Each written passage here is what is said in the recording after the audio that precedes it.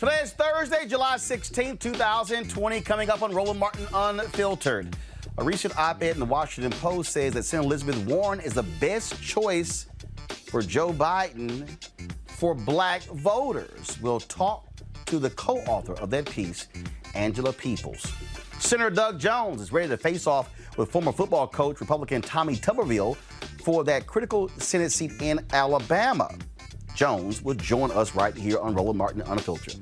87 people were charged with felonies after a Breonna Taylor protest at the home of Kentucky Attorney General Daniel Cameron, his home there in Louisville, Kentucky. We'll talk with activist Tamika Mallory, who was one of the folks arrested. A statue of a Black Lives Matter protester in Bristol, England, has been removed by the local authorities. We'll give you those details. And here in the United States, Georgia Senator Kelly Loeffler is running against the Black Lives Matter movement by her own admission. Speaking of Georgia, Governor Brian Kemp overrides all mask orders in the state. We'll talk with the mayor of Savannah, Georgia, Van Johnson. Also, Democratic lawmakers demand action from the Health and Human Services Department on the coronavirus impact on minority communities. Plus, we'll continue our conversation today about Nick Cannon. He has apologized to Jewish leaders, and Fox has announced he will not be losing his job on The Masked Singer. Twitter accounts of prominent figures yesterday were hacked in what was the largest breach in the company's history. We'll talk with a data expert about that. Plus, today's crazy-ass white person. And speaking of crazy, wait until I tell you the drama dealing with Ebony Magazine. Woo! It's time to bring the funk on Roland Martin Unfiltered. Let's go. He's got it. Whatever the miss, he's on it. Whatever it is, he's got the scoop, the fact, the find. And when it breaks, he's right on time. And it's rolling. Best believe he's knowing. Putting it down from sports to news to politics. With entertainment just for kicks, he's rolling.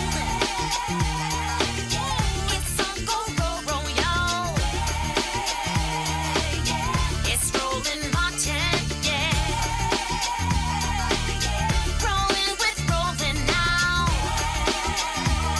He's funk, he's fresh, he's real, the best, you know he's Roland Martin now.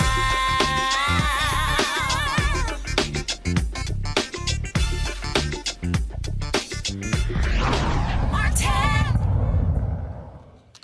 All right. Vice President Joe Biden still has not announced who is going to be his vice presidential running mate. Of course, he has secured the Democratic nomination for president. A number of people are on that list, including Senator Elizabeth Warren. Now, he's made it clear he's going to choose a woman to be his running mate. Folks also being vetted include California Senator Kamala Harris, Congresswoman Val Demings of Florida, former UN Ambassador Susan Rice, and others. Well, recently in the Washington Post yesterday, a couple of African Americans published a column stating that the best choice for African Americans who will be standing up for Black lives is Senator Elizabeth Warren.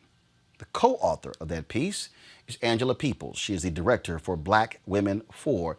She also wrote that piece for Philip Agnew, who is a co-founder of the Dream Defenders, who, of course, had worked on the Senator Bernie Sanders campaign.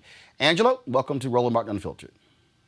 Thank you for having me, Roland. I'm happy to be here. All right, so how do you make the case that several Black women who are being vetted, including Mayor Keisha Lance Bottoms as well, that Senator Elizabeth Warren, a white woman, is better than them to be Joe Biden's VP choice? Why is she a better choice when it comes to Black lives? Well, Roland, the case that we make and the thing I think voters and Vice President Biden need to consider is that we're in a moment right now where our country is on fire. And the fires seem to be ever starting up day after day, week after week, another crisis. And the bottom line, often the common denominator is that these crises we're seeing are disproportionately impacting and harming Black communities. But what is at root of them are the structural inequalities. And what folks are fighting for, not just for police reform, not just for calls for defunding the police, but for a real reckoning and transformative shifts across our society. And what we need right now for the Democratic ticket to win and to beat Trump in November is for folks to be enthusiastic, to be running to the polls, or to be running to mail in their ballots, which may be the likely outcome.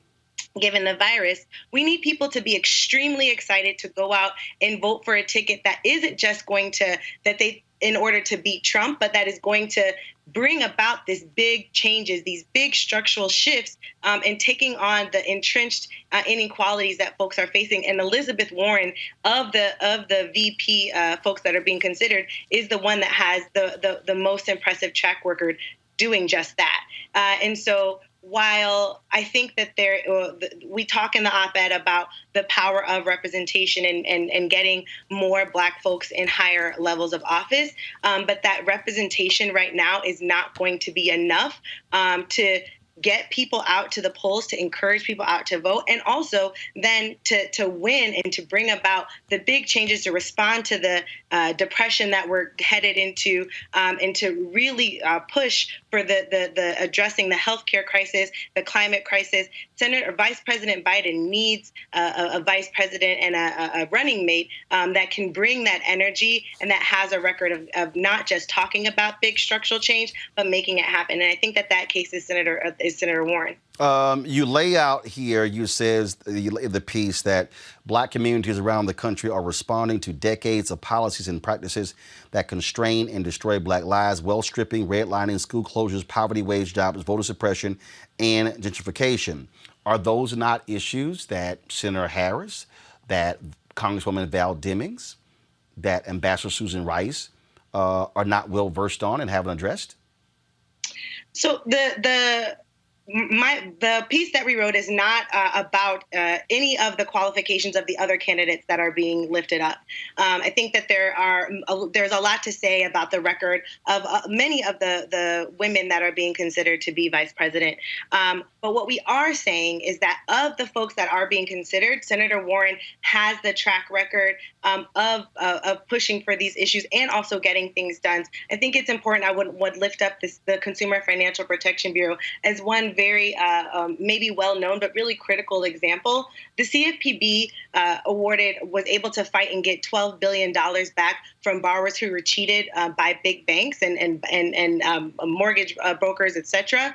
But most significantly for the Black community, the CFPB and with Senator Warren's leadership has a specific win around discrimination and getting $620 million awarded against back to folks who were discriminated against on the basis of race or gender by these big banks. And so that's just one example in her history of not just talking that talk, not just proposing legislation, not just speaking on these issues, but actually taking on these hard fights, taking on Wall Street, taking on the special interests, and getting results for Black communities.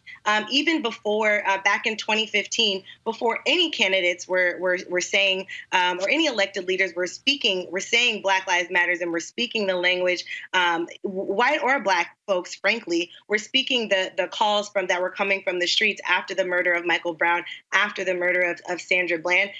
Senator Warren was out there saying Black Lives Matter, and it's not enough to say that Black Lives Matter. It has to be an anti-racist policy and anti-racist politics that shows up in our policies and in what we do. And I think that, again, it's not to say or to take away from the resume of any other folks that are being considered. The case that we're making is that of those that are considered, Senator Warren is the best and has the most strong and consistent and compelling record to do that. Vice President Joe Biden, he lost Iowa. He lost New Hampshire, lost badly, came in second in Nevada. He wins South Carolina, and then he runs the table. It was Black voters who saved him in South Carolina. Black voters often say that they are diminished and dismissed by Democrats. I've always said that Black voters are tired of being political sharecroppers. What will it say, though, that the candidacy of Vice President Joe Biden was saved by Black voters, and there won't be, if he does what you and Philip suggest, that there won't be an African American on the ticket? Does he not owe Black America? Because without Black voters, he is not the nominee. I think that is true. Joe Biden certainly owes his nomination to Black voters, Black primary voters in South Carolina and in other states around the country. I think one thing it's important to note is that primary voters are not the same as general election voters. Joe Biden is going to need a lot more energy and support from young voters, from progressive voters, from young voters of color who did not have strong support for him during the primary. And so he has won a lot of support from Black voters that showed up in those primary elections, but that's not going to be enough to get him over the finish line in November. But here's the deal. Particularly facing, just 1 second, Roland. Go ahead. Particularly facing the voter suppression that we know is already happening from the GOP. Now, and I will say that I think that Joe Biden certainly owes Black voters, but he owes Black voters more than just one Black person at the top of the ticket. He owes Black voters the canceling of student debt. He owes Black voters an economic recovery that is going to put our issues and our communities and our needs and at the center and challenge those special interests that are going to try to water it down, that are going to try to placate, that are going to try to get their own, move this recovery or any sort of massive legislation that might come out of it for their own pockets. He owes Black voters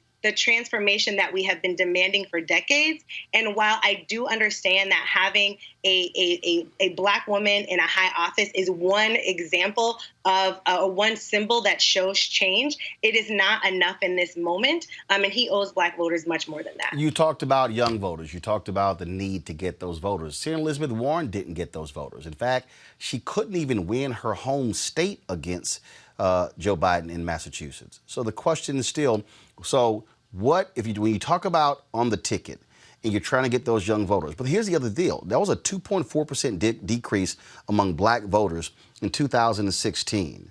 What will it say that on the Democratic side, you had Julian Castro, you had Kamala Harris, you had Cory Booker, who were running for president. Then, of course, now when you talk about being considered, you talk about Demings, Harris, Keisha Lance Bottoms, Susan Rice, those individuals, and then picking a 70-year-old white woman. Do optics matter? Now, look, their records are also there as well. But don't you also factor that in? Because the reality is, you look at where Hillary Clinton lost, decrease in Black voter turnout in Milwaukee, in Detroit, in Philadelphia, in North Carolina, across the country. If you don't have Black folks turn out in big numbers, you do not win against Donald Trump. Correct. And I challenge the assumption, which is what I'm hearing in your statement, that a Black person on the ticket will automatically mean higher turnout for Black voters. I would challenge that assumption, and I think that No. Actually, that wasn't my assumption. It wasn't my assumption. Hold on. Let me correct that. That wasn't my assumption. I raised the question because if by not choosing an African American, what that will do is unleash the criticism that here we go again. Black folks save the hide of white Democrats. Black politicians not rewarded for Black folks actually saving the hide. Go ahead. Yeah, I mean, I think that there will be a number of criticisms unrolled. Right, this is an election. There will be a lot of conversations. The thing that I think that this op-ed is saying, and that I think voters and Vice President Biden need to consider, is what is actually going to not just get people out, but what is the team that Biden needs to build to actually get this country back on track? And the reality of what we're facing is that Senator Warren is of the candidates that are being considered. When you think about the role that even Vice President Biden played when he was in the beginning years of President Obama's administration, right?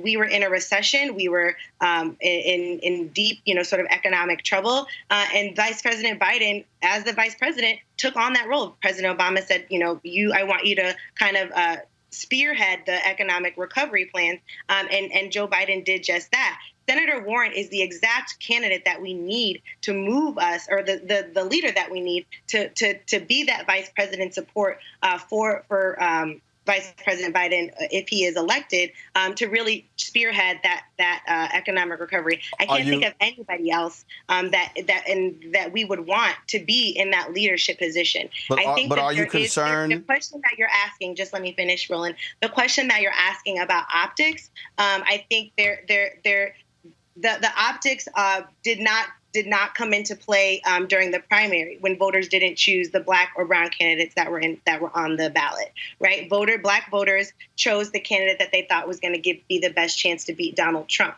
And I think that is the same calculation that a lot of voters are making right now, and voters are hoping that Vice President Biden is also making, is also considering. And I believe that the right candidate to add value, to add enthusiasm, to add a voter base, to add excitement to this ticket is Senator Warren. Are you concerned, though, that if he does pick Senator Warren and Biden wins, a Republican governor will choose her replacement? Democrats need to pick up 4 seats in the United States Senate in order to control the Senate. She's not up for re-election. If that happens, let's say they pick up those 4 seats, she's on the winning ticket, she becomes vice president, they now fall back and Republicans are in control of the United States Senate. That's a number of what ifs. No. Actually, no. Let's be real clear. Hold on, one second. Again, if she is the nominee, and if Joe Biden wins in November, then she will obviously would have to resign her Senate seat, and then the Republican governor of Massachusetts gets to pick who replaces her. If the Democrats right now, Democrats are leading huge in Arizona, they're leading in Colorado, they're leading in Maine, which means now they're assuming they're going to lose Senator Doug Jones' seat. He's on the show next. He doesn't think so, but they are assuming that if they win North Carolina or the Montana seat or one of the 2 in Georgia or any of the contested races, they will control the Senate. If the governor of Massachusetts picks a Republican to replace her, Democrats now lose control of the Senate. Should that also factor into this decision? Yeah. So that was about 5 ifs. Actually, it's only 3. Okay, semantics. But I take your point, and I think that those are challenges that can be dealt with when we come to that moment. And if Senator Warren is the vice president, she will still have a role to play in the Senate. But Angela, hold up, Angela. Here's the problem. If Biden wins and Republicans control the Senate, they can block whatever he and Warren wants to do. So don't you have to look at this thing as a 2-step by saying, I get your point, but if we win the Senate and we got to give up our Senate seat, he gets to appoint a Republican.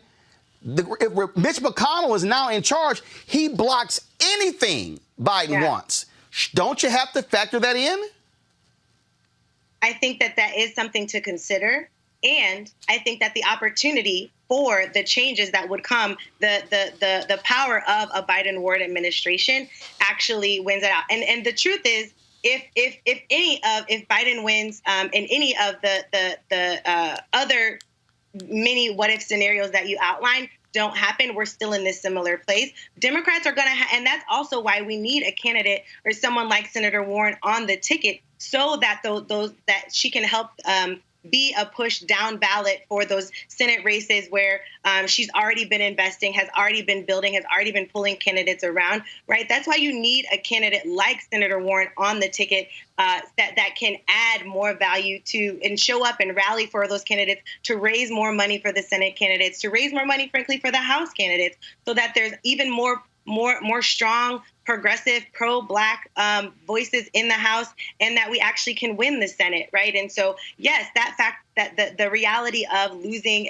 one Senate seat does need to be considered, but the reality of having a dynamic force like Senator Elizabeth Warren, that we've already seen her ability to raise money for other candidates, and how her endorsing candidates raises their profile and helps them win and helps elevate them. So that's another factor to consider, among other things, and among the many what ifs that are at play here in this very wild year of 2020. My panel is Erica Savage Wilson, host Savage Politics Podcast, Dr. Greg Carr, Chair, Department of Afro-American Studies, Howard University, Reese Colbert, Black Women's Views. I'll start off with Erica Savage Wilson. Your question for Angela Peoples. Sure. So good to be with you, Angela. So I kind of have a couple of questions. This op-ed comes on the heels of 5 Black women that wrote an op-ed specifically saying that candidate Biden needs to choose a Black woman. How do you square with what Roland talked about that last piece, when this election is not just about firing Trump, but it is about all those specific factors that do impact Black, brown, all voters and voters of colors. How do you square saying that a candidate who is, in fact, a white woman, but did manage to matriculate through many institutions, writing down that she was an American Indian, not Native American, but American Indian? How do you square with voters to say that the largest and most vocal voice for Black liberation would be that of a white woman? That's not what I was stating, but I do. Yeah, so I'm not quite sure on the question that you're asking. Could you clarify? Sure. So I'm asking, on the heels of an op-ed where there were a group of Black women that specifically wrote that it is of the essence that Joe candidate Biden does make sure that he does partner and has a Black woman as vice president. How do you square with the piece that you and Philip wrote to say essentially that the person that will be arguing the loudest for Black liberation, which was throughout your piece, would be a white woman who has claimed throughout her matriculation through several institutions that she was American Indian? How do you square that with the piece that you wrote? Well, I think that this is something that I've been saying throughout the primary, that, Black voters are not a monolith, right? We have lots of different perspectives, and that's the diversity and the beauty of our community. And so while I'm not familiar with all of the women in the op-ed that you're naming, I think that their opinions and their perspectives are certainly valid and should be considered. My perspective and what I'm lifting up is that, yes, representation and identity matters, but values matter much more, especially in this moment when we as a country and as a culture are really having some deep conversations about the entrenched elements of white supremacy, of capitalist exploitation, of corporate dominance, how all of those things are really coming together to disproportionately impact Black communities. I think we really have to look at a candidate's values and how those values have been backed up in their record in the public sphere, how they've shown up and who they've been interacting with and engaging and deeply engaging with.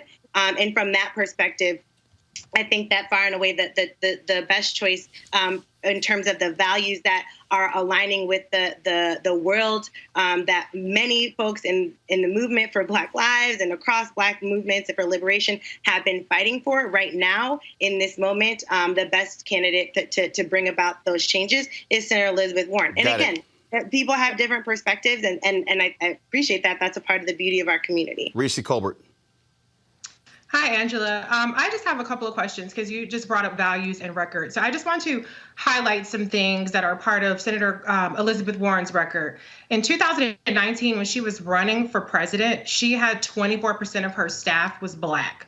But now after the election, this is data that's published by the Senate Democrats, that number has dropped down to 16%. So that's a 30% decrease in her Black staff. That to me is not indicative of a person who's going to continue to champion, as you put it in the article, Black leadership. In fact, her Black chief of staff is no longer her chief of staff. She was replaced with a white man. That supposedly is voluntary. Okay, that's fine. But I still think a 30% drop in your Black staff is pretty large, considering that we didn't see that kind of drop off in other people. A question about your question. Is that 30% drop also, did you calculate the actual percent drop in her number of staff? When you run for president, your staff's significantly bigger than your staff when you have a Senate office. So I'm just curious. I hadn't seen those numbers. So I'm curious if the numbers, that 30% drop was also reflected in the 30% drop in her actual number of staff members. Okay. So let me clarify. In terms of the Senate Democrats' report card,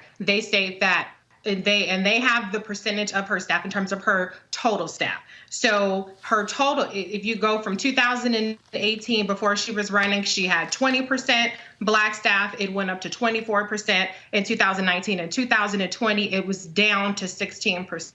So it's measured against her staff completely. Okay. So that to me is a trend that's in the wrong direction for somebody who's going to champion Black lives. When she was running, when she was asked about the order of the primaries, as Roland pointed out, Iowa was first, New Hampshire is first. Those are very white states. When it came to South Carolina, that's a more diverse state. She was actually asked by a white woman about this, and if that's fair and if that should be changed. She said she's just a player in the game.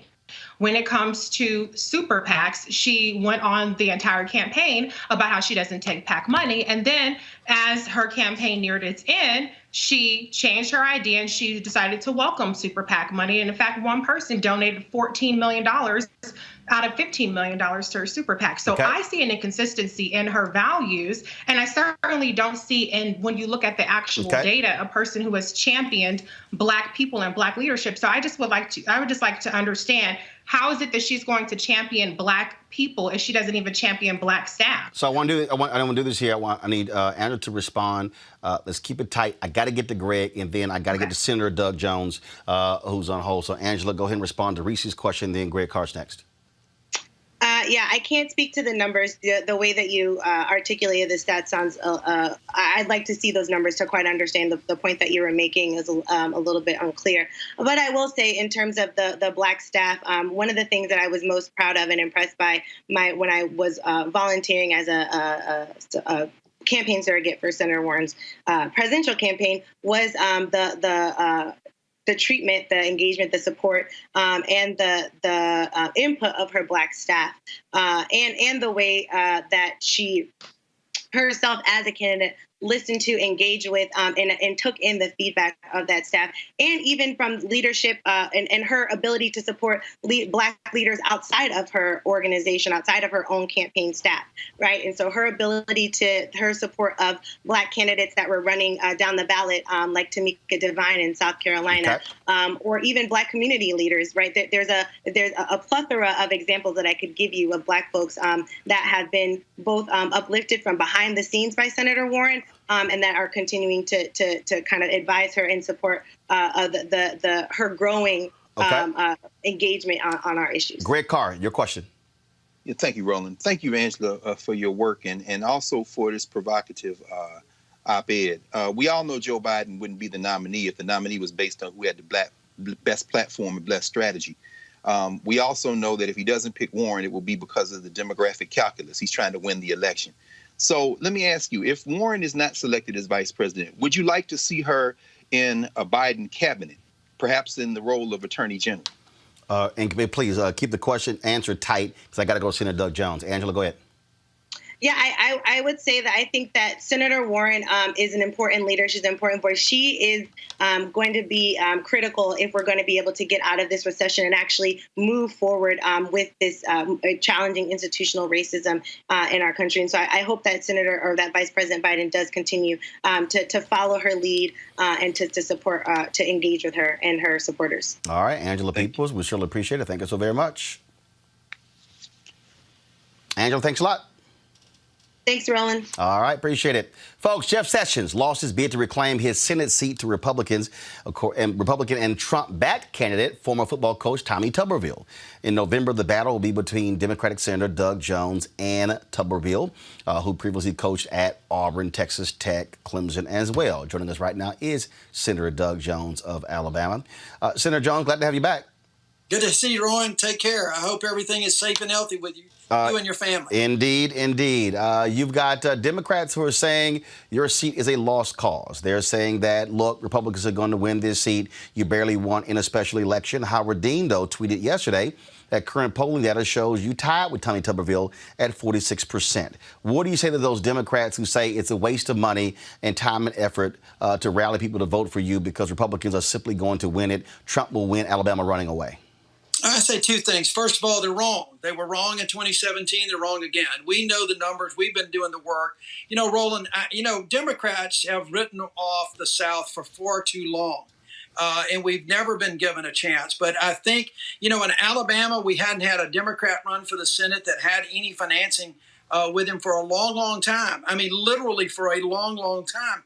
First Democrat that we ran statewide with a platform was me, with resources to win an election, and our message got out, and we won that election. Now, I know that the theories about flawed candidates, but the fact of the matter is we got a message that resonates with people. It's about working folks. It's about health care. It's about jobs. It's about economy. But right now, it's also about leadership in the midst of a crisis. Tommy Tuberville doesn't offer anything other than being Donald Trump's guy. Whatever Donald Trump wants, that's what he's running on. I'm running because I've got the people of Alabama's back, and people need to pay attention to that. Second of all, and this is really important, it really disturbs me that Democrats consistently just, if you want to write somebody off, they just write them off and they move on. That's why we don't have a bench of strength in the South that we're trying to grow. We've got to make investments in the South and across this country with Democrats that are willing to stand up, speak out, be Democrats, and put forth a message that people can resonate with. That's the only way we're going to win elections. We're not going to win it by people who just are simply walking up to a slot machine and trying to play the odds or the craps tables or something. We've got to make investments in the South and in Alabama. And fortunately, I've got more people that want to make those investments and want to help and believe in our candidacy than we've got people who are just writing us off. That's why we're going to win the race in 2020. When you talk about those investments, at the end of the day, it's turnout. You got to mobilize, organize, register folks, and get them to the polls. Right. There are a significant number of people. When you and I were together, we were the Black Journalists with a board meeting in Alabama. It was in December. You told me an astronomical number of unregistered folks in Alabama, and a significant number of black folks in Alabama, yeah, home of Bloody Sunday, the Voting Rights Act. Right. Yeah. Now, Hangy, you misspoke a little bit. It's not that they're unregistered. We got a fair amount of those. What we've got is a significant number of registered voters who have never cast a ballot. I mean, we're talking 400,000 or 500,000 African-American voters who have never cast a ballot, even though they've been part of the movement that we registered. So I think the challenge we've got, Roland, is to not only register young people and get people back on the polls, on the rolls that have been purged, we've got to get people engaged to get out to vote. That's where I think I've got this advantage. People in Alabama before 2017 just did not think that their vote mattered. I'm exhibit number one of every vote counts and your vote matters. And so it's that engagement that we're working on. We've been working on it for 2.5 years since I got there. We're going to continue to work on it in November. You're running against a guy who's, his qualification, he was a football coach. Well, look, I don't think we want to put it that way. I think the bigger problem is that he really doesn't have a clue about how to lead in the world of politics. He doesn't have a real clue just about simple things like the Constitution and the checks and balances that the Senate and the members of the House are supposed to have on the administration. He has literally said that he moved to Alabama about 18 months ago because he believed that God sent Donald Trump to America to save America. And he moved to Alabama because he thought that that was the best opportunity to get elected to help Donald Trump. Not the people of Alabama, but to help Donald Trump. So we've got a lot of things. He said early on, and then we just issued a press release on this. Our governor issued a mask order, a statewide mask order yesterday, Republican governor, and I applauded her for doing it. It's something that's badly needed. Early in this pandemic, Tommy Tuberville, when asked what he would do about this healthcare crisis, he said, literally, I don't have a clue. Well, yesterday, he started undermining the mask order, saying that the government should not be doing that. For whatever reason, the government shouldn't be telling people what to do. So I think it's just the inexperience, and also I think he's not prepared at all for the role of a United States Senator. When you talk about, when you talk about those people, how do you reach those people? Those are huge numbers. That's the difference between winning and losing. How do you convey to them why they should support you in November? Well, because I've got their back. We've been reaching those people, Roland, for the last 2.5 years. Make no mistake, we've got a strong Democratic solid base in Alabama that we have also been reaching out to. We've done things on maternal and infant mortality. We've done things on civil rights and voting rights. I've spoken out about Black Lives Matter. We read Dr. King's letter on the Birmingham jail. My base knows that I'm there for them, but we've also been reaching out to people all over the state. We've done things for veterans, for farmers, for teachers, for educators, for healthcare workers, for first responders. We've done things for all over the state, and that is we've been reaching out to those folks for the last 2.5 years, listening to them, talking to them, listening to them, helping them with the issues that they've got that they face every day. That's how we get through to those folks.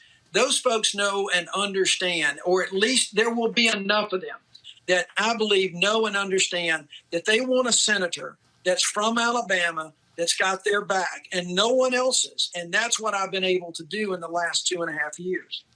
All right, let's go to my panel. First off, Greg Carr, your question. Senator, thank you. I wish we had time for me to ask you what you think about the death of Thomas Blanton Jr., since you helped send him to jail, thank God. But I want to ask you about this race against Tuberville in this sense. Tuberville really didn't have declared political affiliation until late. When he was at Ole Miss, he said they need to take down the Confederate flag. It's killing us in recruiting. Would your strategy in this campaign be to force him farther right into Trumpism, or to maybe attempt to tack toward his Trump-light kind of attempt? I mean, in other words, how do you plan to define a guy with no definition who's only got some things like a hedge fund mess up and some kind of wavering politically? How are you going to slug Tuberville in terms of trying to get him to define himself, or for you to define him coming forward? Greg, he's already defined himself. He defined himself by simply saying, essentially, I will do whatever Donald Trump asked me to do. That, regardless of, I guess, whether Donald Trump is president or not, that has defined him. He has defined himself. He has not spoken about any issues. He has not talked about anything that people face at their kitchen tables. All he has talked about is to drain the swamp, no amnesty, build a wall. He has defined himself. So I don't think we really have to do that. What we've got to contrast is my record in the United States Senate and my record in my career as a lawyer and as a prosecutor, my record in the Senate going forward versus what he has done in the past. All of those things are fair game. And it's interesting you bring up the Confederate battle flag because, think about that. He didn't want to remove the Confederate battle flag for the right reasons. He just wanted an advantage in recruiting, or not to get a disadvantage, which the battle flag got gone, which is a good thing. But think about that. And so he's been really quiet about all of that controversy right now. So we're not going to let him move. We're going to build that wall between him right now so he can't jump back over it. Yes, Erica. Yeah, thank you so much, Senator Jones, for being with us today. So my question is that Tommy Tuberville is a birther. He is also a person that, as of 2019, was repeating some of the same candidate Trump at the time lines about folks that were coming into the country, about them bringing drugs and bringing disease. So connecting all of that to the win of your campaign was largely because of Black women who organized and who did mobilize. What direct messaging are you providing to those 400,000 or 500,000 people who have not yet cast a ballot, when in the state of Alabama you have Black mayors like in Montgomery, Mayor Reed, in Birmingham, Mayor Woodfin, that are in those offices for major cities?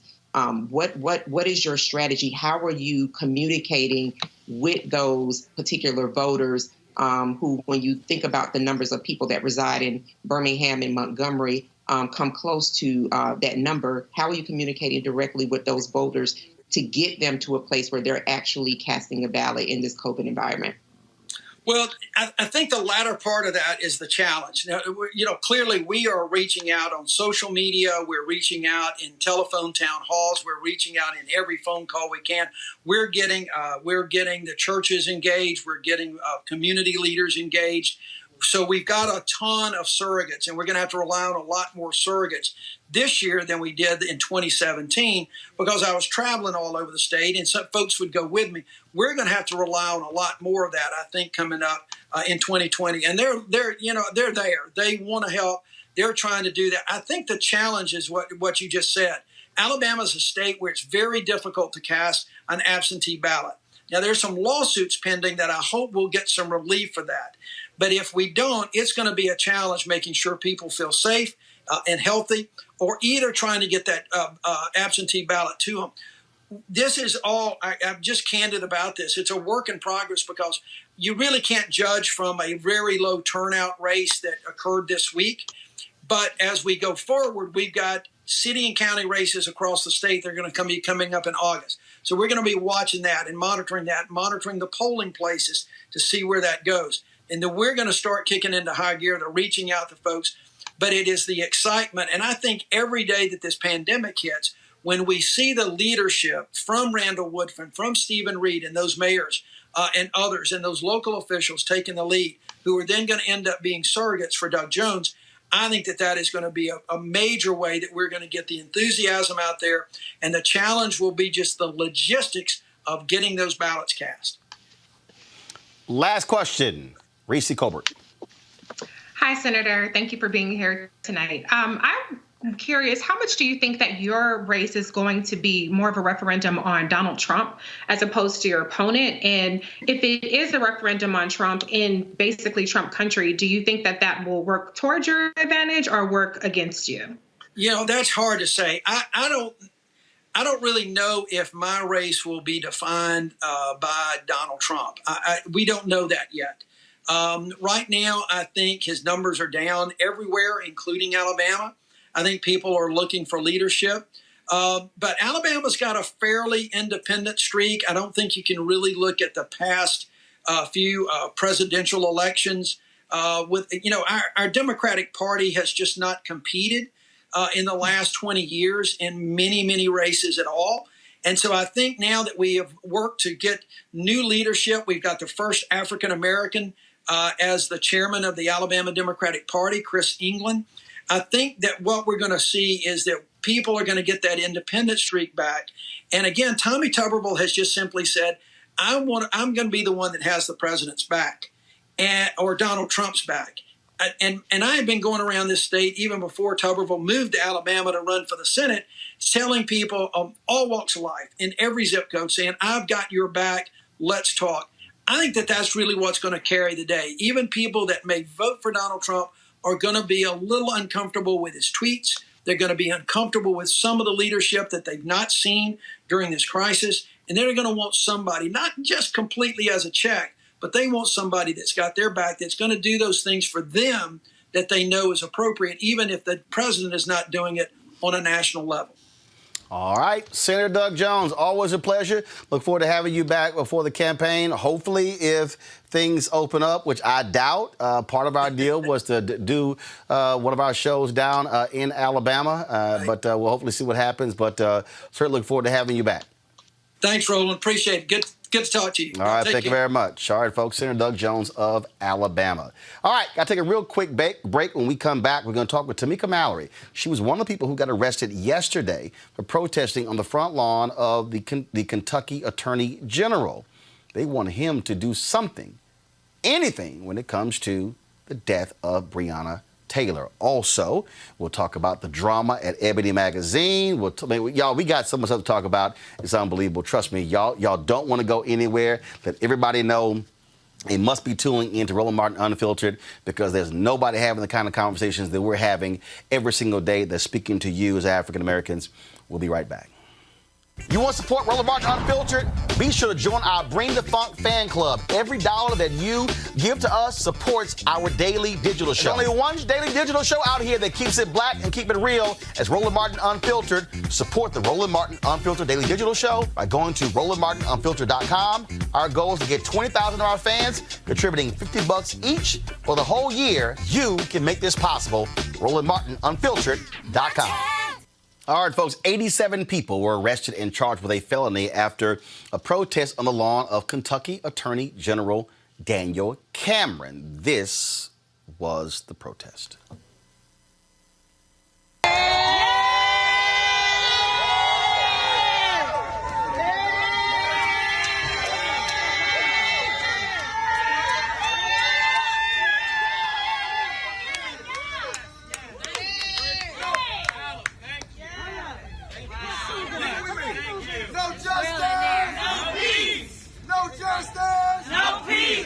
No justice! No peace! Fuck these racist ass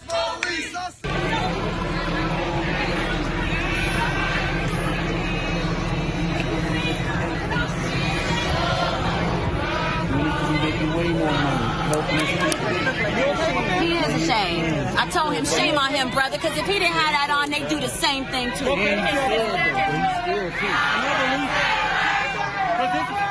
Breonna Taylor! Breonna Taylor! Brutality? Breonna Taylor! Breonna Taylor! Breonna Taylor! Of the black community? Breonna Taylor! Breonna Taylor! Breonna Taylor! Breonna Taylor!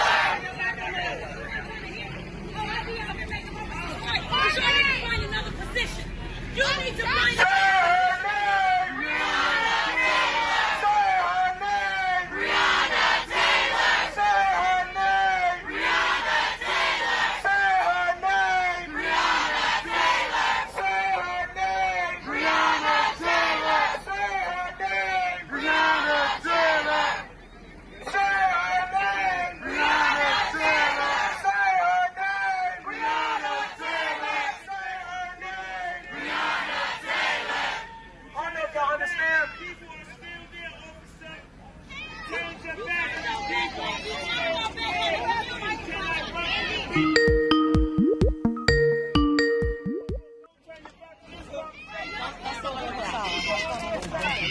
Over this way. Hey, those who are on the street, hey, can y'all hear me?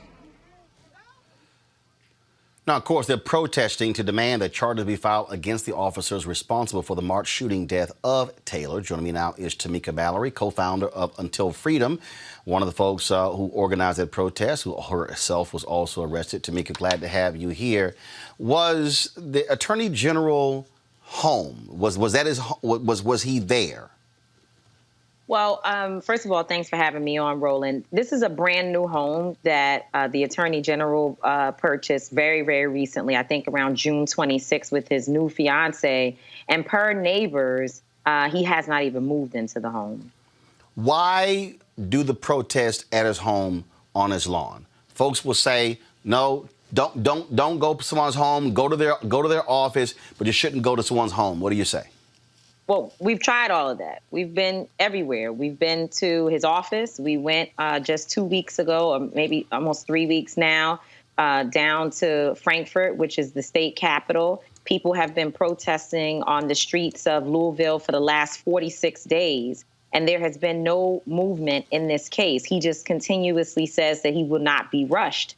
And also, let's not act like this is a new method or this is some, new move that we created. In fact, people have been protesting outside of Mitch McConnell's house, who happens to be his homeboy, the senator here, for the last few months, in fact, and specifically around the death of Breonna Taylor, but for many other reasons.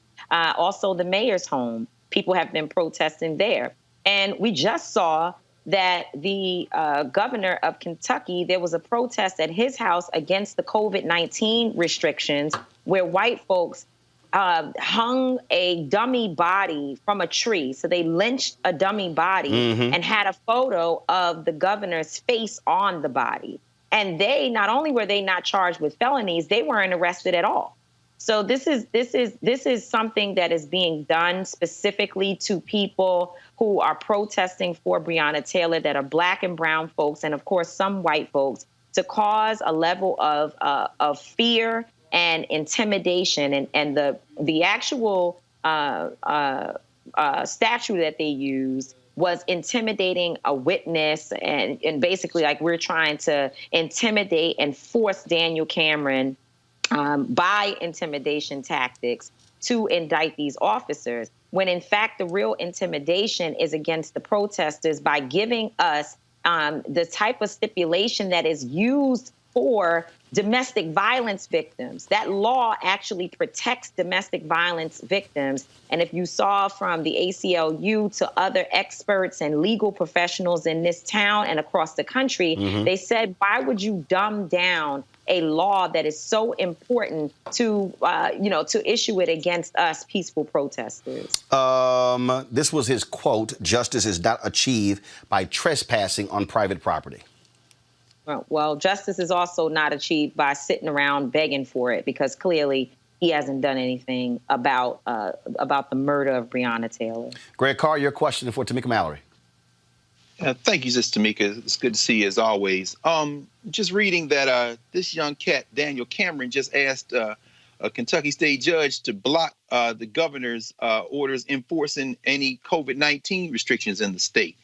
Your best thinking on what may or may not be going through the mind of this Republican operative who's the Attorney General. I mean, what do you think it will take to move him? Well, first of all, he's not just an operative, a Republican operative. He's also one of Trump's homies. And there's a big difference. You know, there's some Republicans out here who understand this COVID crisis. And they are saying, you know, while they want to make sure they keep the stipulations sort of loose, they know, especially I saw the Republican mayor, I think in Miami, said, no, we've got to have some restrictions here. People need to wear their masks. So this guy has committed publicly to being one of Trump's cronies and to ensuring that the state of Kentucky be Trump land. These are his words. So I think that's one part of it. But when we talk about moving people, we can't forget about the movement of the 60s and movements of many, many years where people said it won't happen. They'll never do it. But the consistency and the willingness to sacrifice for protesters and people who have a righteous movement has always moved those who were seemingly unmovable. And I think it's our responsibility to stay creative, to stay consistent, and to not be intimidated into inaction because they try to throw these types of charges at us. We will fight. We will fight until the end. You know, I was thinking today, actually, Linda Sarsour and I, who's sitting over here saying hi to you, Roland, you know, we were saying Angela Davis is a convicted felon. Nelson Mandela was a convicted felon. So was Dr. King. And so for us personally, we expect that in our lifetimes, they will try this. Hopefully, of course, it is thrown out because we can see from a legal perspective how it should be thrown out as a charge. But we expect that they will try these things with us. What we are concerned about is the families, the women, the principals, the teachers, and others who were there, who are righteous protesters again, that are receiving these trumped up charges because they just can't bring themselves to charge the 4 men responsible for killing Breonna Taylor. Erica. Hi, Tamika, and thank you so much for your breathless work that you continue to do on behalf of all of us. Thank you so much, sister. Appreciate you. So my question for you, Ms. Mallory, is this Attorney General who is kinfolk, but not necessarily kinfolk, who has definitely made his alignments very, very clear that though he took the oath of office as Attorney General, flanked by Black women, that he's not for demanding the protection and justice for Black women. What is it that we can do in connection with your organization Until Freedom to help keep our foot on the gas for those folks who cannot be present in the movement per se? How can we help to fuel to ensure that we do, in fact, get justice for Breonna Taylor? But, you know, I think that the consistency piece is really important because what they're hoping, Erica, is that we will eventually get tired and go away, that they will charge us and also keep people locked up for over 20 hours, which is something that we never see happen. I mean, unfortunately, we've been arrested too many times. And in all the different states, all the different cities, we've never seen people who in that footage that you watched, that Roland just played, were singing "We Shall Overcome," sitting on the grass in a uniform status. We even saw where a neighbor came forward. She's actually writing all over social media that we were very organized protesters who came by her home. She was standing outside. We explained to her why we were there, cleaned up the trash before people left. And they want to criminalize that. But I think that from our perspective, what is really important is that every time there's an action, we all must play whatever role we have, whether that's sharing a meme, because that's all you are able to do. Maybe you can't get there. Whether that is donating to the emergency fund. I heard someone say, well, you guys were let out on your own recognizances. There was no bail. And so, why do you have to raise bail funds? Well, you don't find out, Roland, that there's no bail until you're sitting in the jail. You're in the cell when you find out whether or not there's going to be bail. So you can't wait until that time to raise funds. And also our work is ongoing, not just here in Kentucky, but across the country. But also there's going to be legal fees. We cannot allow 87 people who, again, are family folks to have to go and find money to get back to court. We're supposed to be back in court in October to cover their legal fees. We can't allow that. So we have to provide those resources for these folks.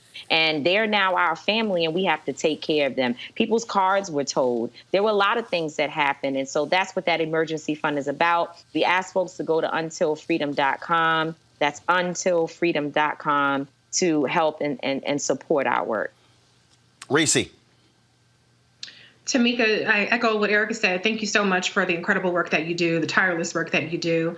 I noticed that not everybody was charged with the same charges. I've seen in other cases where there would be a Black person and a white person doing the exact same thing and have drastically different charges applied to them. Did you see any kind of racial bias in the way that the protesters were charged? Is that a concern of yours, or was it more so targeting people like you and Portia Williams and Andy Smith, who have a larger profile than others?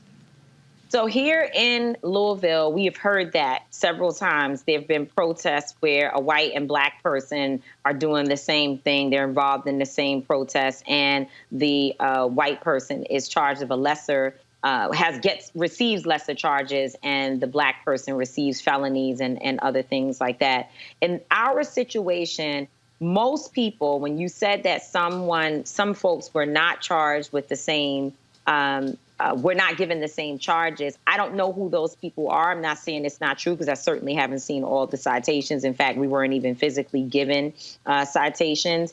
But the majority of us received the same exact charges. And so I can't say that in this case they separated in any way. But what I will say is that when you are working with us, unfortunately, Linda and Tamika, we like it rough. So they come for us. They go hard when it comes to us. So if you're working with us, they're going to hit you with everything they can, because, again, they want to find a way to take us down. We're bringing so much to this movement in terms of our celebrity friends, being able to move young people, being able to move the streets, with my son and others, Trey the Truth and Kenny Stills, the NFL player, Corday, attorney Angelo Pinto. These are people who work with folks on the ground, and we're actually able to engage all of these different folks into this movement. And so that is something that these people don't like, because they want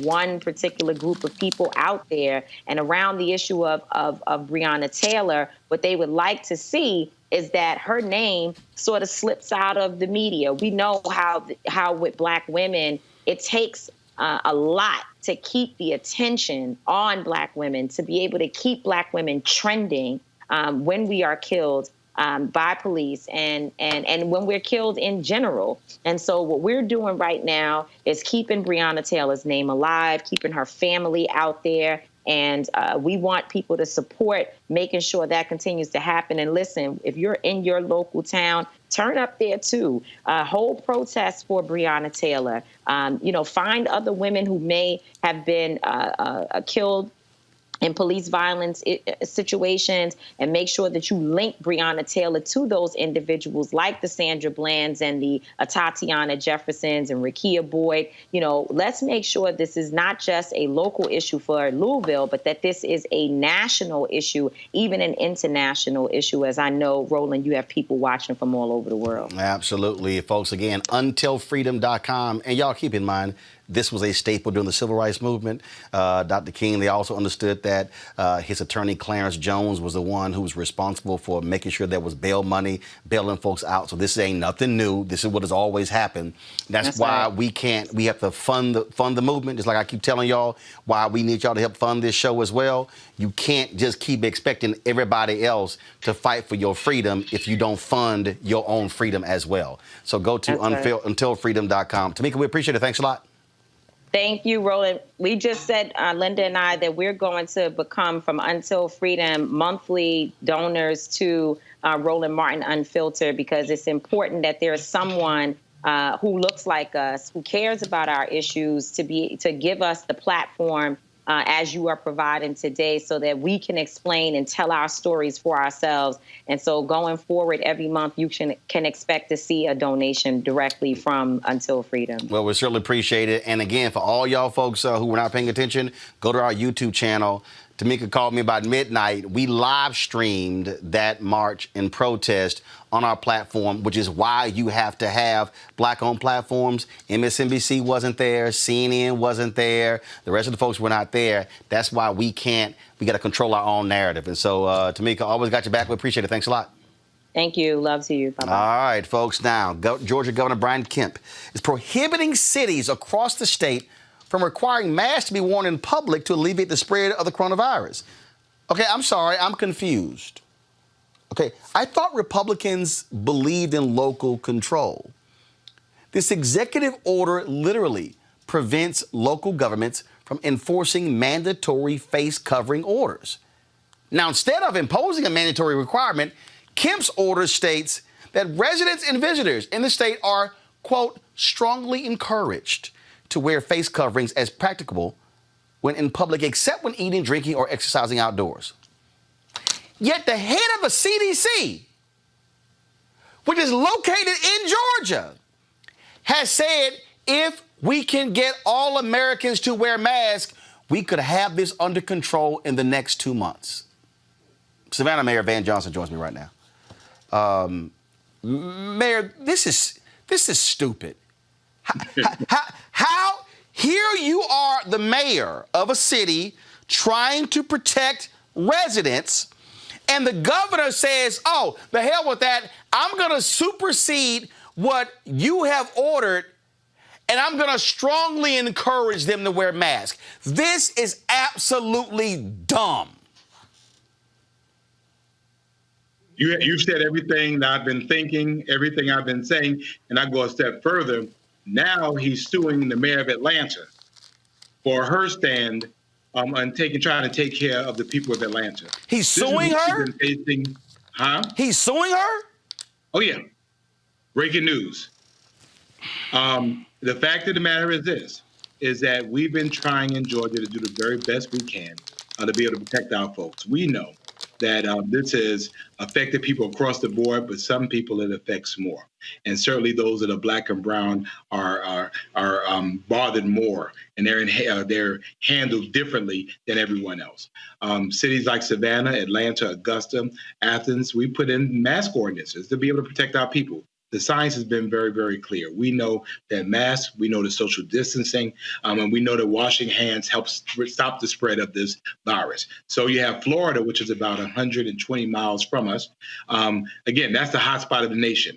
Alabama has now required masks. And then South Carolina, to our north, allows local municipalities to decide. And then here in Georgia, not only we don't have the right to decide, we have our governor to specifically say that cities and counties who are the closest to the people cannot decide for ourselves. We've been fighting coronavirus with one hand, and we've been fighting our own state with the other. I don't get these people these idiots who are running around saying masks don't work. They absolutely work. Yeah, freedom. Well, guess what? You got the freedom to die as well. That's right. And I have the freedom to live. And we know that actually wearing masks promotes freedom. as an alternative to cities closing down, businesses closing down. Masks allow people to go to and fro, go into the businesses they love and enjoy, and be able to enjoy themselves in the midst of what we're going through. To just think that we don't have masks, and again, the federal government has been very clear throughout. The CDC, which is in Atlanta, has recommended that mask wearing is certainly the way to go, except in Georgia. Erica, you're a native of Georgia. This is the most idiotic thing. This happened in Texas, where Governor Greg Abbott overruled Judge Eric Moyer, who was going to send his white woman to jail because she didn't want to close her store, her hair shop. And then he said, "No, this is unfair." Fox News lauded Greg Abbott in Texas. Now he's talking about they might have to shut the entire state down. That's correct. And now he's saying, "Oh, by the way, y'all need to wear masks." Erica, this what Kemp is doing. Brian Kemp is trying to kill people. Oh, absolutely. Yeah, the GOP is a death cult. That was something that was on Twitter very, very recently. And just to really kind of confirm that this really is about not securing the safety of Black and brown folks, since we are the lion's share that's disproportionately impacted by COVID. Looking at Georgia, which was one of the first states to rescind those stay-at-home orders and open up businesses, and I believe it was as early as April. But April still, on the heels of what the mayor just shared with us in Savannah, that this governor is suing a mayor who has COVID-19. She and her family are recovering from that, Mayor Keisha Lance Bottoms. He's doing that while the governor's mansion is still closed for public tours. So when you square that and you try to make it make sense, what you understand is that this person who was effective at ensuring that data from voter base from the time that he was Secretary of State was definitely released, that he definitely ensured that people were disengaged by actively suppressing the vote from his time in office as Secretary of State, and that he essentially stole that seat. I still refer to him as the former Secretary of State. He's not the legal governor. This is more par for the course. And so my question, Mayor, would be to you is that how are you directing folks in the beautiful city of Savannah to really be about what Roland just pointed out, the business of wearing masks, which health experts have said does reduce coronavirus transmission in upwards 40-50%. Well, as for me in my house, as for me in the city of Savannah, Georgia, our mask, our emergency declaration is in play. It remains in place. Nothing has changed here. We are dedicated. We're hell-bent, if you will, to make sure that we're protecting our citizens and over the 15 million visitors that visit us every year. It makes no sense for us to be fighting our government in a time we should all be fighting together. And so we're going to make sure we stay on this fight. And we want people to support those in Georgia, support your cities, support your mayors. This might get a little ugly, but in the end, we have to be about the lives of people. And we know that strong people build strong businesses. All right. Which builds us. Mayor Johnson, we certainly appreciate it. Thank you so very much. Always a pleasure, my brother. All right, folks. Massachusetts Senator Elizabeth Warren and Congresswoman Ayanna Pressley sent a letter to the Department of Health and Human Services, the Secretary, Alex Azar, requesting a report detailing the Trump administration's response to racial health disparities exacerbated by the COVID-19 outbreak. The letter reads in part, "We write to you today because the coronavirus disease, a 2019 COVID-19 pandemic, has laid bare the deepest and most entrenched chronic public health crisis plaguing our country, systemic racism. The unjust reality that Black, brown, and indigenous communities have been disproportionately infected and killed by COVID-19 underscores that racism, discrimination, and bias are public health problems that the federal government must prioritize," and lays out other things in there. Now, here's the deal, okay? The Department of Health and Human Services is required by law to report biannually to Congress on its progress to address health disparities, but these reports appear to have stopped under the Trump administration. Reese, they literally are obligated. And they're like, what the hell, we're not going to release them. We don't care. So when I hear Paris Jennard, and when I hear Brandon Tatum, and I hear crazy Candace Owens, and I hear all these black folks talking about how Trump, he's down with black people, Kanye. Here they are required, and they won't even do this. They don't give a damn about black lives. Absolutely not. But more disturbing is that this basically demonstrates how Donald Trump's administration is an autocracy. Today, the CDC stopped publishing hospitalization data. And, Donald Trump has had an attack on the CDC and their ability, actually demanding that data skip the CDC. And I believe it's go to the HHS. So Donald Trump is not a person who believes in transparency. Donald Trump is not a person who believes in the rule of law. And Donald Trump is not a person who has any concern. As a matter of fact, I think that the disproportionate impact on Black and brown people is actually a feature, not a bug, of coronavirus for Donald Trump. And I will not steal Erica's line, because she reminds us this every week. But what more could you expect from a white nationalist president? I mean, Erica, this is it's idiotic. And again, another day reinforces the hashtag we tried to tell you.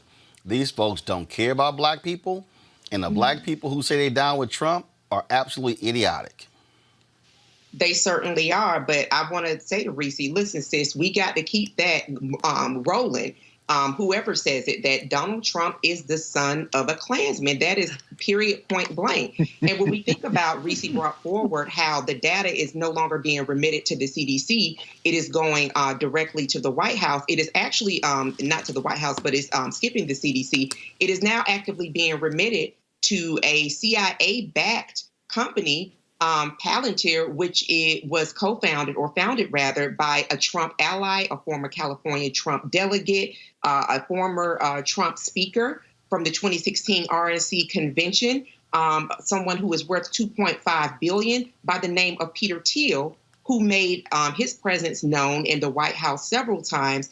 And the last time, about 11 months ago, said to Donald Trump and those people that he was flanked by, that there needs to be an investigation launched into Google. So these are the types of people that Donald Trump listens to, and that now hospitals are now being provided a link to remit HIPAA information to a firm, a company, which was started back in the 9/11 days by someone who got this name from the Lord of the Rings.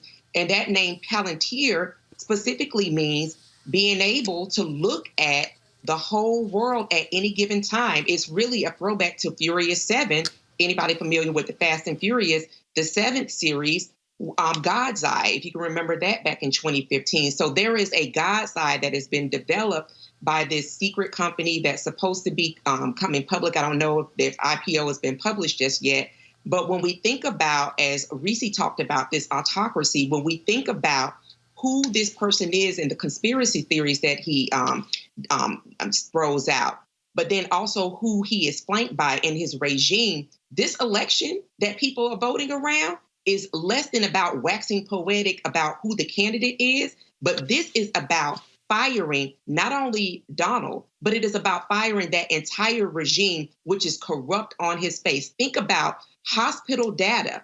It's supposed to be specific to COVID data, but race, everything that Representative Ayanna Pressley has argued for, that data is effectively being given to a civilian company, which has gotten contracts from HHS north of $30 million, and that's just from HHS. Greg, bottom line is here.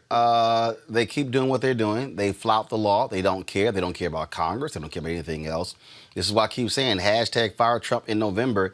The so-called law and order administration doesn't give a damn about the law. This is what happens when you're the thug in chief. No, it's true, Roland. And, in concert with what Reese and Erica have already laid out for us, I think we are, as Dr. Strange told them in Avengers, we're in the end game now. Everything that Donald Trump is doing and the clavering that is around him is doing is targeted with one goal in mind: winning Trump re-election in November. Brian Kemp is a criminal. He's a white nationalist. And as far as I'm concerned, he's a murderer. he is a potential murderer. And it seems to me that what the opposition has to do in this country, wherever it comes from, is use the same tactics. See, you're right. They don't respect the rule of law, but the rule of law really hasn't been tested.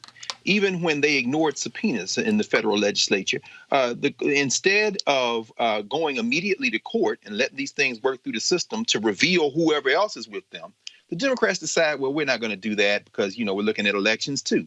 Okay, damn that. You've got lawsuits in North Carolina, Arizona, California, even Texas before Abbott came out with the policy, trying to sue governors to stop people who were trying to make people wear masks. We just heard Doug Jones say Kay Ivey just issued a mandatory mask rule right in neighboring Alabama, so it can be done. But who on the Democratic side will sue this illegitimate so-called Governor Kemp, damn white nationalist, election-stealing former Secretary of State, gearing up to induce this panic to suppress the vote in November? Who will sue him for threatening the lives of black and brown people? In other words, what has to happen, I think, is that now the opposition to these white nationalists have to press on all fronts. Our sister Tamika Mallory, our sister Linda Sarsour are willing to put their bodies on the line. Now, what are these people who work as lawyers for a living willing to do when it comes to attacking them legally? Finally, there's a macabre logic to this. The macabre logic is very simple. They want to induce panic. They want to hijack the November election by either stopping the November election or having this country in such a frenzy, in such a collapsed state that the election will be illegitimate. So this isn't as crazy as just an individual who has clearly lost his mind, as his niece has shown us. And by the way, her book sold 950,000 copies today, the largest number on record. It isn't just about him losing his mind. This is a deliberate strategy to induce and maintain fear and panic in this country so they can steal this election and finish the job of their rallying cry, which is to have white supremacy for 4 more years in this country. And just so you understand when I talk about what they're doing, go to my iPad, please. This was yesterday. Abby Phillip of CNN, she tweeted, Trump now explicitly warning that fair housing regulations designed to combat housing segregation will obliterate the suburbs. Your home will go down in value and crime rates will rapidly rise, Trump said today. Y'all, that is a white nationalist speaking to white people saying, you better re-elect me or they are going to take over. A sculpture of a Black Lives Matter protester in Bristol, England, which replaced a statue of a slave trader, was removed by local authorities. British artist Mark Quinn sculpted the statue of activist Jen Reid. Guys, roll the video, please. Sculpted the statue of activist Jen Reid weeks after protesters tore down the statue of slave trader Edward Colston. The display of the statue was set up without permission of Bristol's council. It lasted 1 day before it was taken down and moved to a museum. Well, guess what? I like to see that sort of insurrection. Folks, yesterday, the Twitter accounts of major companies and individuals were compromised in one of the most widespread hacks the platform has ever seen, all promoting a Bitcoin scam that appears to be earning its creators large sums of money. The accounts affected include President Barack Obama, Vice President Joe Biden, Elon Musk, Bill Gates, Kanye West, Michael Bloomberg, and Apple. Joining me right now to talk about this is Shireen Mitchell. She's a social media analyst and diversity strategist. She really tracks a lot of these sort of crypto type dramas going on and what's happening in the whole tech world. Shireen, how major is this? It's a big deal. When we look at the way in which that this was impacted across the board, we have like not only a crypto breach, we have a Bitcoin breach, but we also have a data and privacy breach. And the reason that this is actually a big deal is because everybody who was blue checked is verified and have their own private data connected to this as well. So this is not a small deal, and this is not going anywhere. And ultimately, it's going to have to be investigated, and we'll see that happen. And we talk about, so tell people what actually happened. Did they take over complete control of their accounts, meaning they had access to their tweets, their direct messages, everything? Yes, everything that's connected to their accounts, because the way in which this hack happened, it was internal. This was a root hack. This is not like someone just hacking one account at a time. This was a system hack, and that changes everything when it comes to what happens and how much information is there and what can be done. It was also said that this, that someone from within Twitter actually, was breached as a person, an individual who gave over this information. So that also tells you that the company itself has employees that they have to worry about. And this is not uncommon for us to be thinking about, because we've had multiple aspects and issues when it comes to disgruntled employees and what they have access to and what they will do in terms of damage within the company as well. So this, what people don't understand is that this was one of those breaches that this came from inside the house. Mm-hmm. This was not just an external breach. And we were talking about that data. I mean, by controlling the accounts, they literally could have downloaded all of those direct messages. Now, as you said, whatever private information you had connected to your account, they now can be able to access. Yes, they have that information because, and if you understand this correctly, the blue checks seem to be connected to a completely separate console than the regular accounts. So that means that there's a system that's locked in and keyed in to blue check marked individuals. So all your data and all your information is in one solid place, and that's what they targeted. And excuse me, and I just want to make sure that we're clear about this. This could have also been a revenge attack. Because, if in 2016, when Twitter basically removed all the blue checks and all the ones who were targeting people during the 2016 election, they waited to after the election to do that. And so you see a lot of people who are mad about getting their blue checks removed and those that were being removed from the platforms. So we don't know if we're still finding out more details of this, but the fact that blue checks were targeted, that's a message for us about the future, especially with the elections as well moving forward. Well, yeah, and that's something that, again, folks had really been paying attention to and understand, which is one of the reasons why they keep telling people constantly change your passwords, use the two-step authentication, so if anybody sort of gets access, it will automatically send you a text message or email or whatever system you set up, so you are fully aware.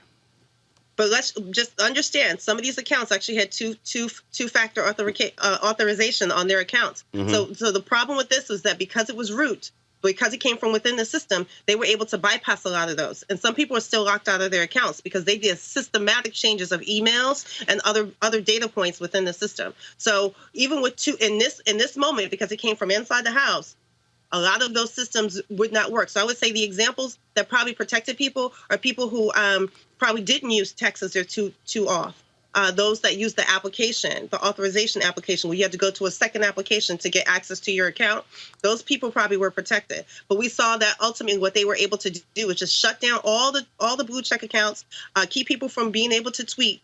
They could actually retweet, but some people still lost their accounts. So I still see blue check people who have been locked out of their accounts and can't get back in. Again, this is the world that we're now living in. Folks have better be prepared for these sort of things. And so, Shireen Mitchell, we sure appreciate you being on top of this. Thank you for having me. All right. Appreciate it. Thanks a lot. All right, folks, let's, if y'all want to talk about what's madness, is what's happening with one of the most venerable media institutions that we've ever seen, Ebony Magazine. So I got a text today. So I told y'all yesterday that the group that says they own Ebony hires Willie Gary, the attorney, to send a letter to the company that now controls the debt, saying, look, you guys made these statements. We're in control of the company. You should not have made these statements. It was, all sorts of different things, also different things that, again, you're sort of like, okay, what's really going on here? What's interesting about this whole deal is that, and I have a copy of the actual letter. Here's what they say in this letter right here, okay? In this letter that was sent from Willie Gary, representing Robert Shoemake, as well as Willa Jackson, who say they own Ebony Magazine. It says, it has been approximately 3 years since Parkview have controlled the company's financial affairs, and Ebony has continued to plunge into financial crisis and is now in arrears on its debts, with Parkview in approximately $1.5 million, as well as other obligations, including vendors and advertisers owing approximately $2 million in advertiser credit and $2 million in payroll taxes. Also, when you decided to make yourself the chairman of Ebony to take over the company's financial affairs so it would perform on its debt obligations, Blueprint's relationship with Ebony was no longer kept at arm's length and created a conflict of interest. Now, Blueprint is the black-owned asset company that took over Parkview's debts, okay? So I got to explain to you what's going on here. The guys who bought Ebony, excuse me, were loaned the money from Blueprint. Now watch this. The Ebony folks have responded to Willie Gary's letter. This is their response. We, the board of Ebony Media Holdings, are in receipt of your correspondence dated July 14th. While we recognize that your firm has limited background and access to authentic documentation, we feel it is entirely irresponsible to make allegations of illegal and unethical conduct without reviewing the basic operating documents of the company. We would like to bring this matter to an expeditious close and save you and your client valuable time and financial resources and the negative attention that will be brought to a set of conspired actions that remain the subject of an ongoing investigation. So then they detail in here all of the rules, exactly what should happen, things along those lines. Then they say in here, we further draw your attention to a cease and desist letter dated March 20th, 2020 that was delivered to Mr. Shoemake and signed by Mr. Jackson. Again, we draw your attention to a second cease and desist letter dated June 26, 2020. And it says the continued unauthorized conduct of Shoemake is likely to cause confusion, mistake, or deception as to Shoemake's affiliation, connection, and or associate with Ebony. It may appear that Ebony authorized Shoemake to conduct such Ebony activities or that Ebony endorses the fraudulent conduct. Please note that the misuse of the Ebony trademark, including the solicitation and collection of charitable donations on behalf of Ebony without consent, constitutes trademark infringement. Now, here's what's interesting. In the letter from Willie Gary to Jacob Waltauer with Blueprint, they assert that Robert Shoemake owns 49% of the company. They responded by saying, wait a minute, what about all these cease and desist letters? They go through all of this information in here. They lay all of these things out in terms of various transactions, things that they've done, and they just lay this entire response out. This actually happened today. So that group, Willie Jackson, Robert Shoemake, posted this on the Ebony website. Ebony ownership immediately removes Jacob Waltauer as chairman with cause, citing the letter saying that Ebony ownership grew concerned when Waltauer began to book media appearances and shared confidential information with outlets like the Wall Street Journal. Well, I talked to the folks at Blueprint, and they said this comes down. This is absolutely nuts. So here's what you have going on right here, folks.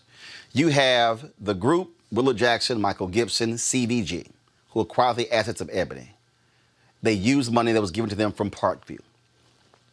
Parkview now had their debt taken over by Blueprint. Blueprint does an investigation, and they're saying, this is crazy. They oust Willie Jackson as chairman CEO. Now you have Willie Jackson and Robert Shoemake saying, no, Robert Shoemake owns 49%. That was sold to him. Blueprint is saying that deal didn't even exist. It's not even real because it wasn't even properly approved. Massive drama. Here's where we stand, what we don't have, what we have right now, Greg Carr. There's no Ebony magazine. They haven't printed an edition in months. You've got a website that's pretty much defunct, social media that's defunct. So here you have this historic brand, all of the things that it's done over the decades. Right now, that's wrapped up into a huge, absolute mess.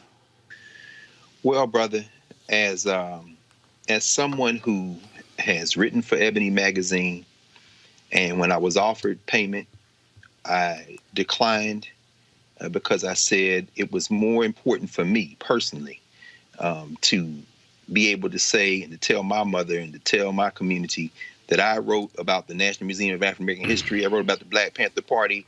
I wrote in the print edition. And my name will appear in the same magazine that Lerone Bennett Jr. wrote in. It's more important for me, but I also understand that there are other people who needed that little bit of money who never got paid. And I guess what I'm saying is, listening to you walk us through that, the thing that gives me hope is that when the smoke clears, the thing that still exists is that decades of archive and momentum that form the core of why Ebony and Johnson Publications have meant so much to us. The work of the Lerone Bennett, the Black women's issue, the Black vote issues, the annual discussions of what is most important in Black America, and Jet and Ebony and Negro Digest and Black World. And this will be sorted out. We know courts of law there is. As long as the assets of Ebony are not dispersed, and I mean the intellectual capital, then like a phoenix, it can rise. And I mean, it's discouraging, but I have some faith that Ebony will rise again. Well, the intellectual capital, Reese, that's there, it's really the paper edition of the magazine. So what CVG did not acquire, the photographs, that of course was sold to a group of foundations that will be provided to the Smithsonian, the African American History Museum. They do have those paper editions and all of that. The problem here is this here. Here you are operating right now in this mode, almost 9 weeks after George Floyd's death. Black Lives Matter, this renewed interest, this heightened interest. And here you have one of our most historic media outlets that is in a coma. It was already in trouble. It was already in ICU. It's now in a coma. And I got experience with this in that when I had run Chicago Defender. And look, trying to save that whole deal and all the drama there, and it was a mess. We did revive it. They went back to the whole deal, and they no longer print a publication. You barely have anything on their website. So yeah, technically it's still there, but it's not there. This is what I'm talking about when we have to be able to take care of these institutions and not allow them to wither on the vine, which means you got to have folks running them who know what the hell they're doing. Right, Roland. And what's disappointing from the way that you've laid it out is that we're talking about a Black investment firm that took it over. And sometimes, unfortunately, it sounds like, not all Black investment firms have the intention of preserving our cultural institutions, or perhaps the intention is to preserve it, but the impact is that it actually worsens the condition because they don't have the experience in actually cultivating it and getting it out of the issues that it faces right now. I applaud you, Dr. Carr, for having that reverence for this institution. And as you point out, Roland, it is a great loss right now. And the fact of the matter is Black print media is really withering to a degree in a time where we really need it most. And yes, a lot of things are moving to digital, but we still need that historic trove of data and institutional knowledge to provide that perspective that I will admit, somebody like me, I don't have that treasure trove of information like what Dr. Carr has. And so I hope that they come to an agreement that actually preserves this institution and that the right people are put in charge of Ebony that can actually revive it. Erica? Yeah, I agree. And definitely for Dr. Carr to have penned in a publication that I grew up on, Ebony and Jet, it was not uncommon for me to be sitting and getting my hair hot combed by my mom, which was always a fight, but to be thumbing through the pages of one of those Black publications. And what always spoke to me was be able to see people who spoke and wrote with such power and to see visuals that reflected who I was when we're talking about living in an environment that does not celebrate, but definitely appropriates Black culture on a regular.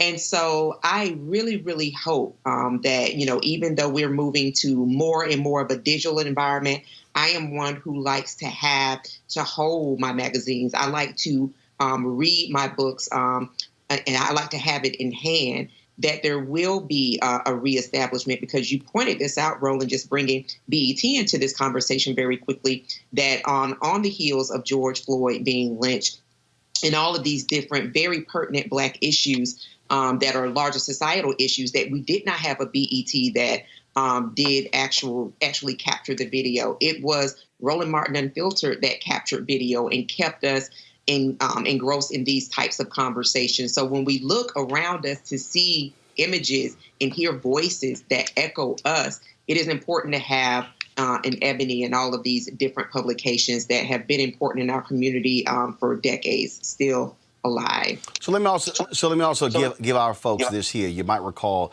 the crowdfunding campaign by 420 Real Estate, which was the cannabis crowdfunding campaign. A number of you may have donated to that. Well, that was actually a crowdfunding campaign that was owned by Willard Jackson. Robert Shoemaker was involved with it. They came to us to advertise on our platform for that. A number of you have sent emails saying you have not gotten information with regards to that. I reached out directly to Robert Shoemaker and Willard Jackson about this, saying you owe my viewers answers as to what is going on with their investment. Robert Shoemaker responded with this phone number, which is 678-701-8317. He said to me that they have a call center set up to take these various questions. Now, you can call that particular number right there. So one, I want folks to be able to do that, but I also want you. And I got this letter here. I got a letter that from one of the folks who watched the show, and he said he had no problem at all using his name. His name is J. Mandel Carter. And he filed an SEC complaint with regards to 420 Real Estate, their crowdfunding campaign. He's now sent a letter to 420 Real Estate, to Willard Jackson, Robert Shoemaker, demanding a request for refund, citing lost profits. And so, again, if you have any questions regarding that crowdfunding campaign, remember, they were an advertiser. They are responsible for those issues. That also is a part of this. In that response from Jacob Walthour to Willie Gary, to Willard Jackson and Robert Shoemaker, he talked about 420 Real Estate and payments being made. So again, if you invested in that crowdfund campaigning of 420 Real Estate, you should call this number 678-701-8317, 678-701-8317. Robert Shoemaker said that they have a call center set up to discuss these things. They should be able to answer your questions. And if you don't get any questions answered, certainly send us an email and we'll keep asking those questions. And just so y'all know,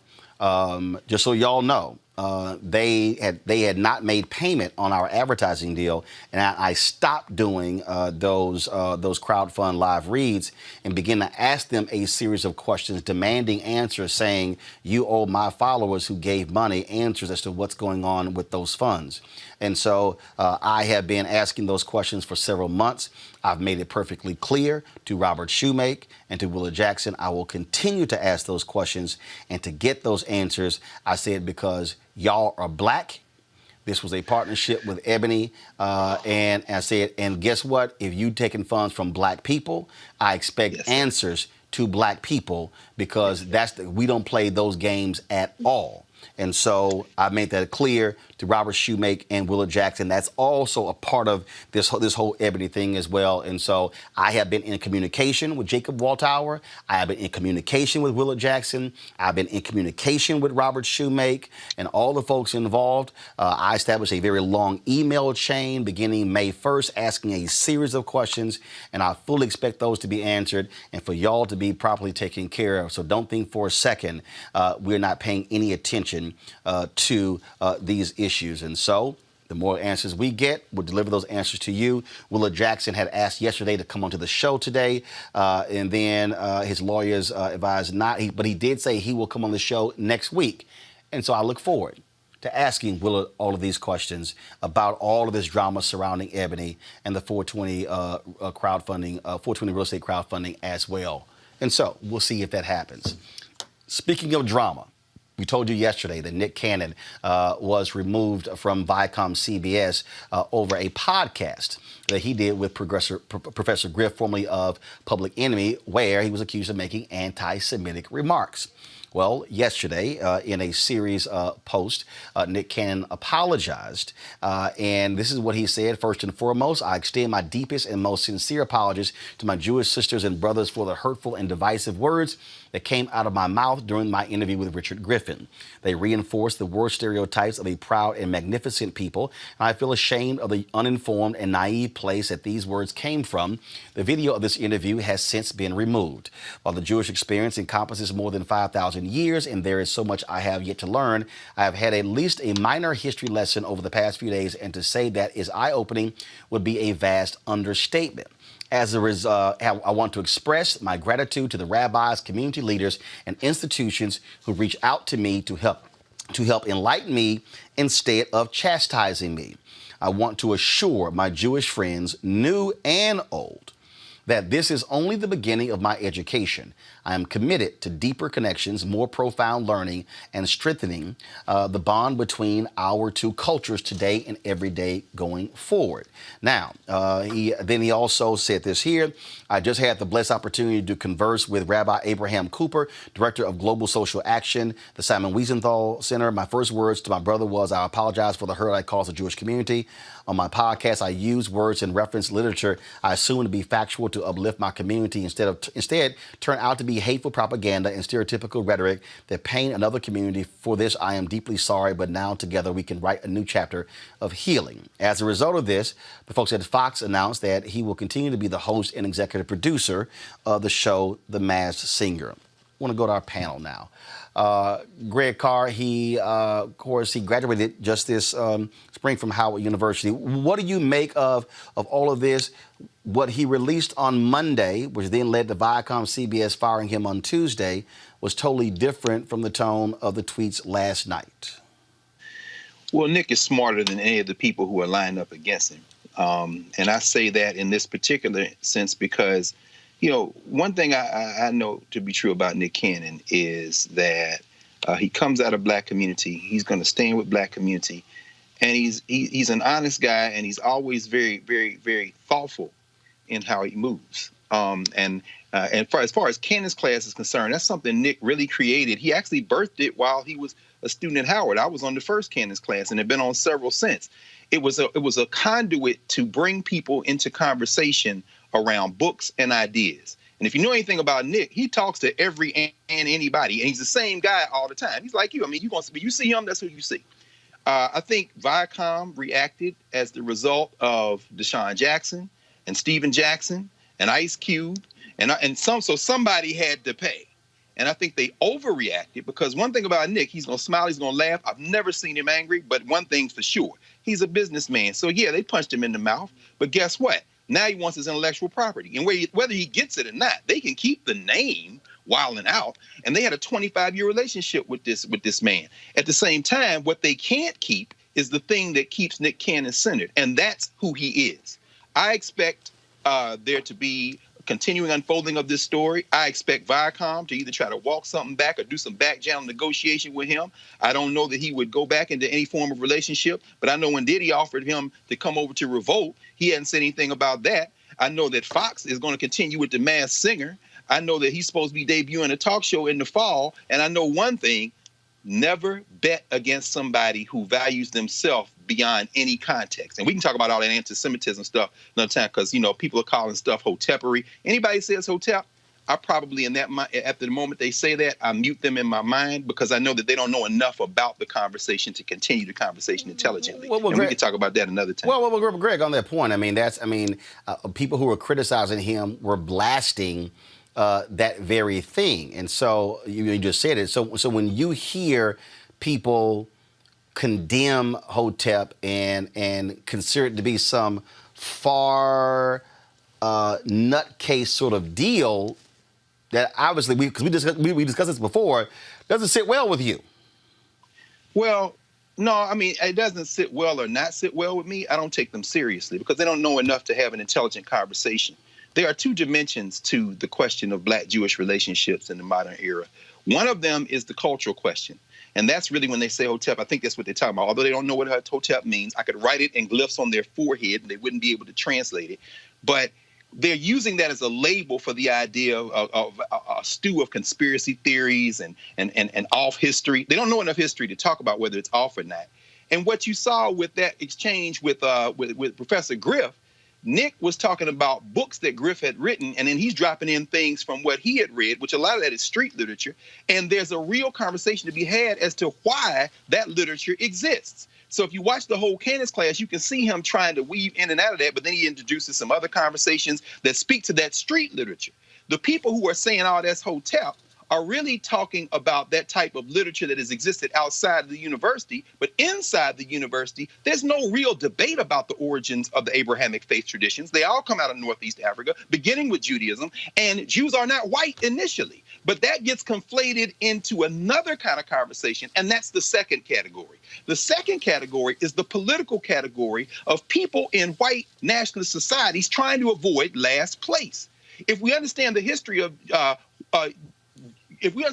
Judaism, we understand that Jews have been persecuted for centuries. And most of that persecution in the United States has come from white Anglo-Saxon Protestants, the biggest anti-Semite in American history. There's one candidate we could name. His name would be Henry Ford, who wrote a whole 3 volumes called The International Jew, the World's Foremost Problems. Jews had to fight like a number of white ethnics in this country to battle their way into whiteness at the risk of persecution. The Klan didn't like the Jews, the Klan didn't like the Catholics, and the Klan didn't like the blacks. So what you have then is coalition politics, which forms between white ethnics and black folk at key moments. Harold Cruz writes about it in his book, Plural but Equal. But what you also have is tensions that emerge as well. Because ultimately, for example, when you have some of the Jewish organizations take the opposite side against black people in the Baki case in the 1970s, as Jews become more assimilated into white culture, you have this negotiation with the blacks who get left behind. That's the source of tensions. It's too sophisticated to be carried out in an hour in Cannon's class when Nick is talking about to somebody who's basically come out of those communities trying to puzzle through that. But I'll tell you one thing about Nick Cannon. If he lives, every word he tweeted and said in that apology, he's going to stick by it. You know who he's going to invite to that Cannon's class table? He's going to invite all the rabbis. He's going to invite the scholars. He's going to read every word of every book anybody tell him to read. And what will emerge out of this is the real culprit. And the real culprit in this, as far as I'm concerned, Viacom and everybody else, are these corporations that don't like any Negro to get too uppity and have too much power. And you got to bring them out in the yard and try to cut their foot off in front of everybody else before anybody else get any ideas about being independent. These were tweets he also posted today. Let me read those. Folks, pull those up. He said, morning radio family, I've decided to take some time away from my radio show so I can commit myself to deeper, more thorough reflection and education. I will use this time to establish an action plan towards real impactful change and advocacy aimed at bringing people together. I continue to express my gratitude to the rabbis, community leaders, and institutions who have reached out to me to help enlighten me. Their input and friendship will help me as I further commit myself to more profound learning and towards strengthening the bond between the Black and Jewish cultures every day going forward. Erica, your thoughts? Yeah, I pretty much saw that this was the way that this kind of was the direction that the tweets were going to go in. But I just, when I started kind of like looking back on everything that had kind of happened, it was amazing to me that this was a podcast that had been living since June 30. And so just looking at how this, took fire in this present day and the way that Nick has really handled this, taking a break away from his morning radio show, saying that, as Dr. Carr has just said, he's going to take time and sit with all of those people that he's going to begin to build action plans with. As somebody who is a businessman, somebody who has really kind of shown the way how to move throughout, having been a child actor and developed programming, I'm really going to be watching and to see the other side, how Nick is going to move and matriculate through this. And I think that that's going to be very interesting to see. One last thing that I would add is that, we are in a country that has built its assets off of being anti-Black.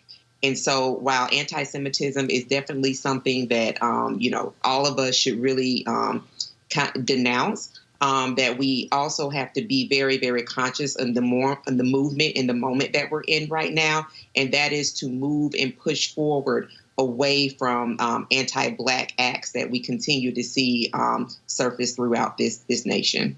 Reese, Kareem Abdul-Jabbar wrote a piece in the Hollywood Reporter where he took to task African Americans over anti-Semitism. He wrote this piece, "Where is the outrage over anti-Semitism in sports in Hollywood?" He talked about Ice Cube. He talked about Deshaun Jackson, and any number of things.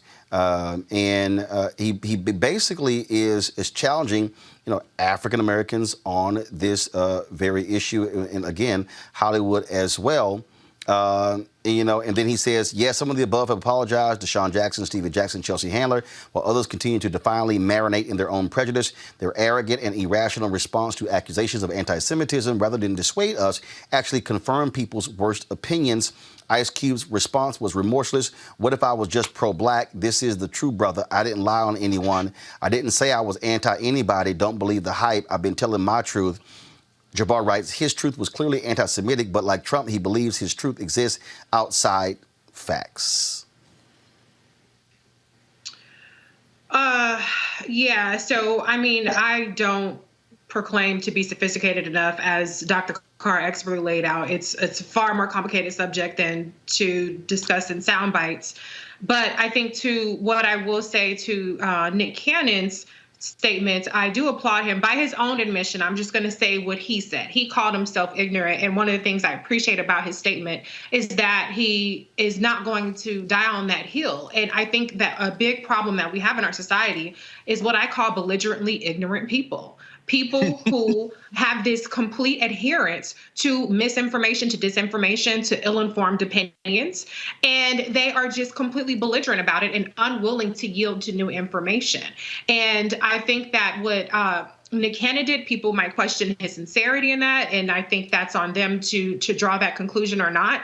But I do applaud that he said, listen, when presented with new information, I don't want to continue to perpetuate these statements that I made. I want to learn. I want to invite people into this conversation. I want to take a step away. And I think if more people did that, we would all be better off for it, because I get in arguments with belligerently ignorant people all day, every day. So if there's somebody who's willing to say I was misinformed, or however you want to characterize it, I was ignorant as he characterized it, then more power to them.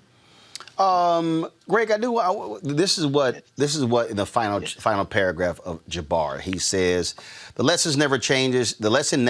So why is it so hard for some people to learn?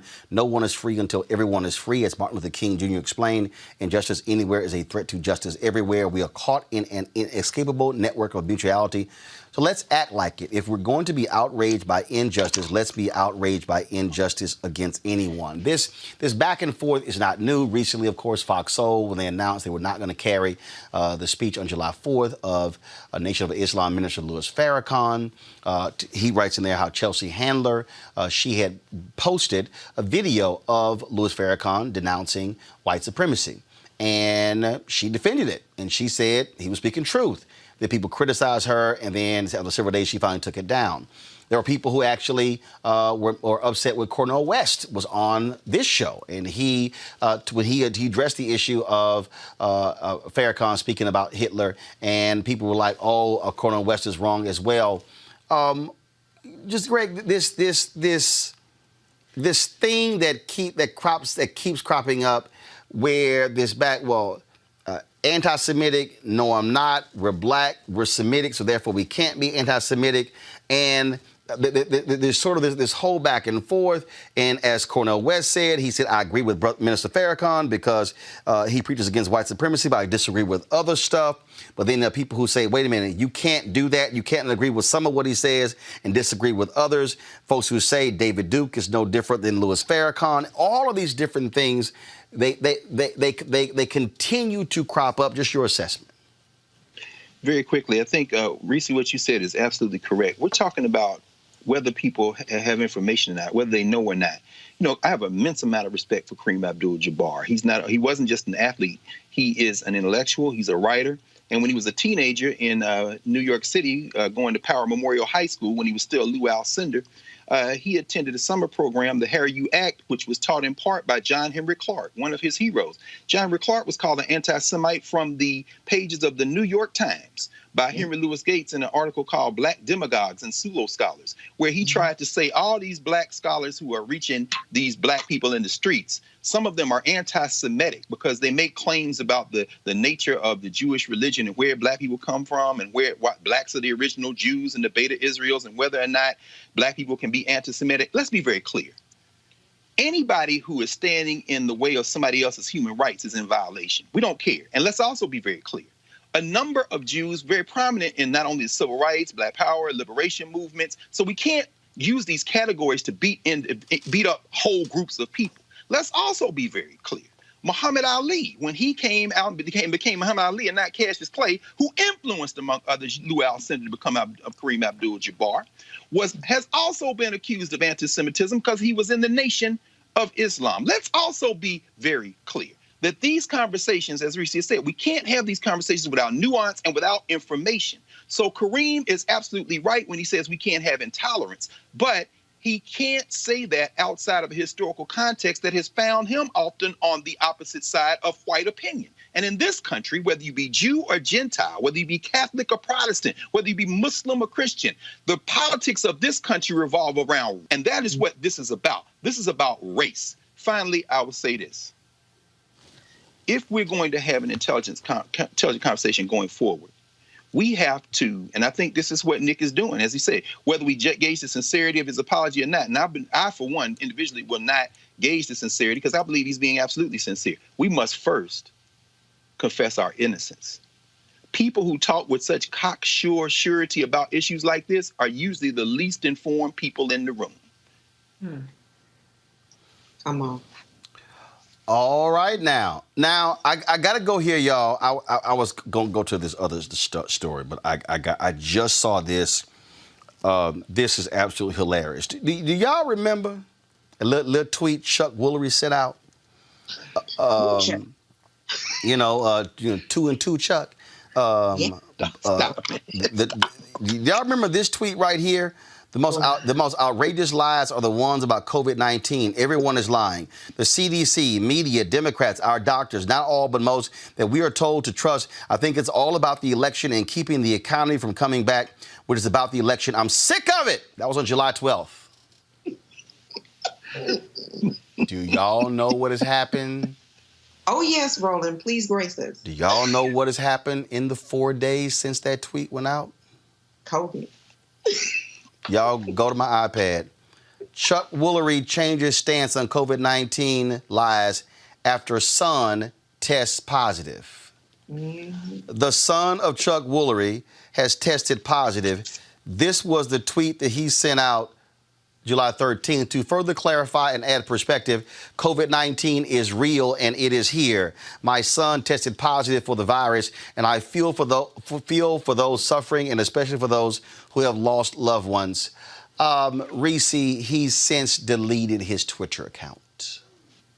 As he should. And I think that this is a huge reason why we see the response to COVID being so drastically different between white people, black people, Latino people, because so few white people have actually experienced a person in their inner circle who have contracted COVID. So for them, this is something that they're seeing on Fox News, and that their president is calling a hoax. And yet for at least 30% of black people, according to latest polling, have experienced a person close to them who has contracted this. And so it's not real to them. And unfortunately, it should be real enough because there are 3.5 million people, I believe, now who are infected with COVID just in this country, 138,000 people who have died. Just the empathy for your fellow citizen should be enough for it to be real to you. But unfortunately, for many white people, particularly people who follow Donald Trump, it doesn't count until it hits right at their back door or front door. Well, was it so interesting here, Erica? His son got it, deleted the tweet. And remember, Donald Trump had sent that tweet out, got retweeted 36,000 times. He amplified it. Oh, ain't it amazing when some stuff come knocking on your door? It hits different, Roland. It hits real different when it's right there.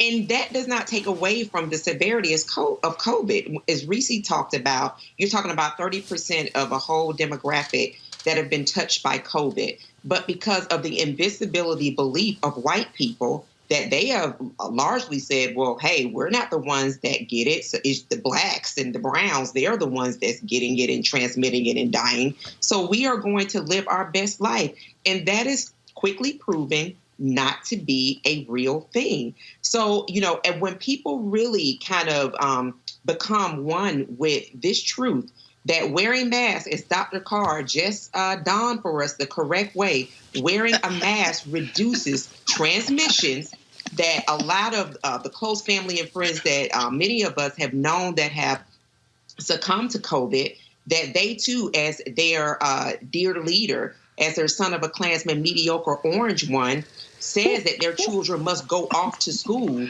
And we're talking about thousands and thousands of children that may pass away because of COVID. We'll probably see that attitude change much in the same way it did when opioid hit the white community, even though it impacts the black community. Then their response to the 80s failed, but success in building wealth for white folks, war on drugs. Greg, I ain't trying to be petty. Yes, you are. He had to stop and laugh. Look at him. I ain't trying to be petty. No, you're succeeding. But I'm being petty. These white folks gonna learn. It's a dude in Florida, top official, adamant against masks. His ass in critical condition. Yes, sir. Well, Roland, we know that these masks are to protect other people. Black folk, don't listen to these white nationalists. They're at the end. Wear your mask. Put your mask on. Protect your mama. Protect your grandmama and them. Because guess what? They're going to cough and laugh and sit at the bar and eat barbecue and drink and swim and go to the beach. And when they look up and this thing has flooded over them, all these black and brown women in these emergency rooms who are nurses and essential personnel, and like our dear new ancestor sister in Louisville were EMTs and all that. Look, now we got to clean up behind them. This country going to have to make a choice because there never was a country to begin with. It's a bunch of people living in the same landmass. Chuck Woolery and his friends, all your friends, y'all are pressing the gas down on the floorboards of a car that's engine is about to blow out. And so what we going to do is wear our masks, wash our hands, keep social distance, tell our young people to be careful. And when they talk about reopening the schools, we're going to organize and make sure that our children are safe and that the children of the teachers who are in there are also safe. And we are going to have to separate ourselves out from this foolishness. Because at this point, as old gospel song used to say, soon one morning, death come creeping up in the room. And when death come creeping up in the room, it's colorblind. So black folk don't get in these people's way. If they're going to be fools, let them dance on to the grave. But we do not follow them into the grave. Never have, never will. I wasn't trying to be petty. But, see, Chuck might want to get you one of these here. See? That's right, bro. You know what I'm saying? I like y'all? that one, though. Well, I had to order one because I got to coordinate. So I had to get Texas A&M one. John Witherspoon. I had to coordinate. Coordinate. Yes, I had to coordinate. That's how we do these things. All right. Y'all know what time it is. No charcoal grills are allowed. I'm white. I got you, huh? Illegally selling water without a permit on my property. Whoa! Hey! You don't live here. I'm uncomfortable. Lord have mercy. The white manager at a Holiday Inn Express in Ohio closed its pool after a white family complained about having to share the area with a black family. The black family were paying guests at a hotel. The children swim. Okay, so I'm confused. I'm done talking to you. I want a full refund because we're just going to leave your hotel. There's nothing else for us to talk about. I want my money back. So start the paperwork and give me my shit. That's crazy.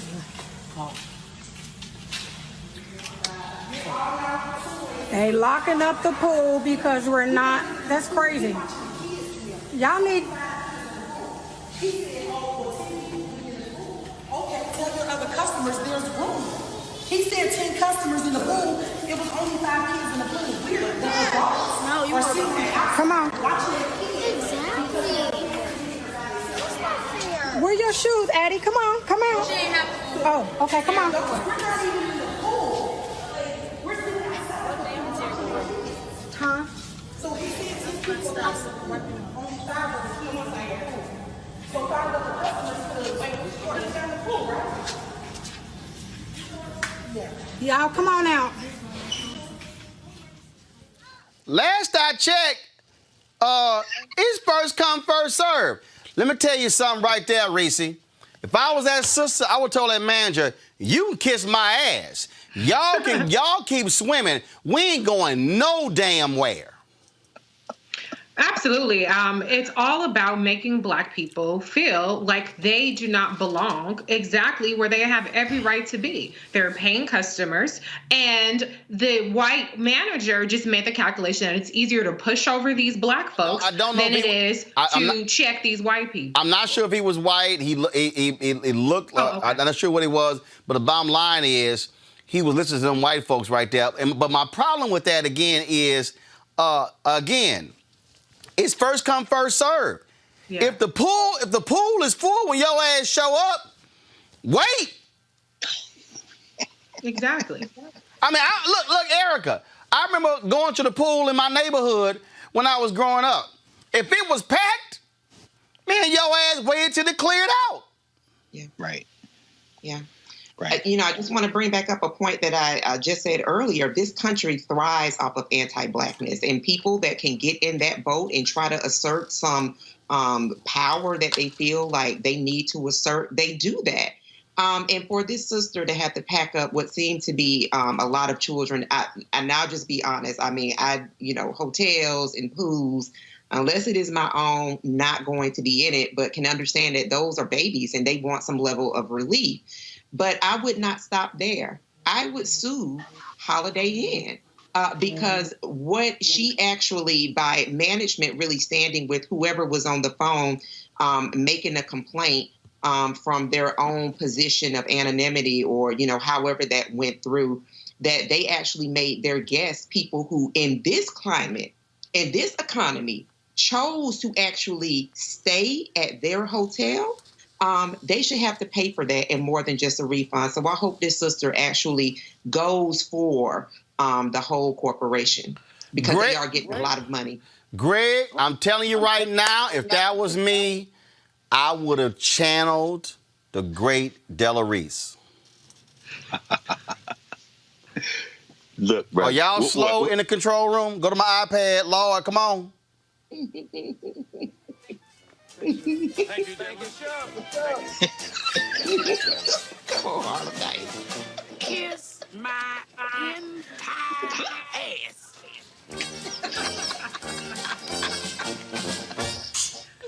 That would have been my response, Greg.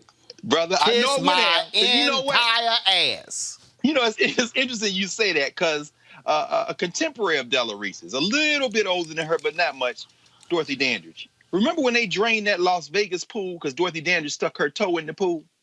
Some people might remember June 11, 1964, Martin Luther King and some of his people. In fact, they arrested Dr. King for trespassing at a motel in St. Augustine. And then Black and white people who had rented rooms in the motel jumped in the pool to desegregate the pool. And the manager of that hotel poured acid into the water. Erica's right. Pools have often been the site of white supremacy. All right, Greg. All right, Greg froze. Let me know when he's unfrozen, because he wants to make that point. He was about to get into it. Yeah, he's about to go there. We know. Y'all, what's up? This is What's up? the sixth army. What's up? All right, let's do this here. Y'all let me know when Greg reconnects so we can finish that point. I'm going to do this here. If y'all want to join our Bring the Funk fan club, we want y'all to do so. Please go to our Cash App, PayPal, Venmo. You can also mail it in. Of course, it's right there. New Vision Media, Inc., 1625 K Street Northwest, Suite 400, Washington, D.C., 2006. Let me know when y'all got Greg back. I'm going to read the names of folks who've given $50 or more who join our Bring the Funk fan club. Let's get going.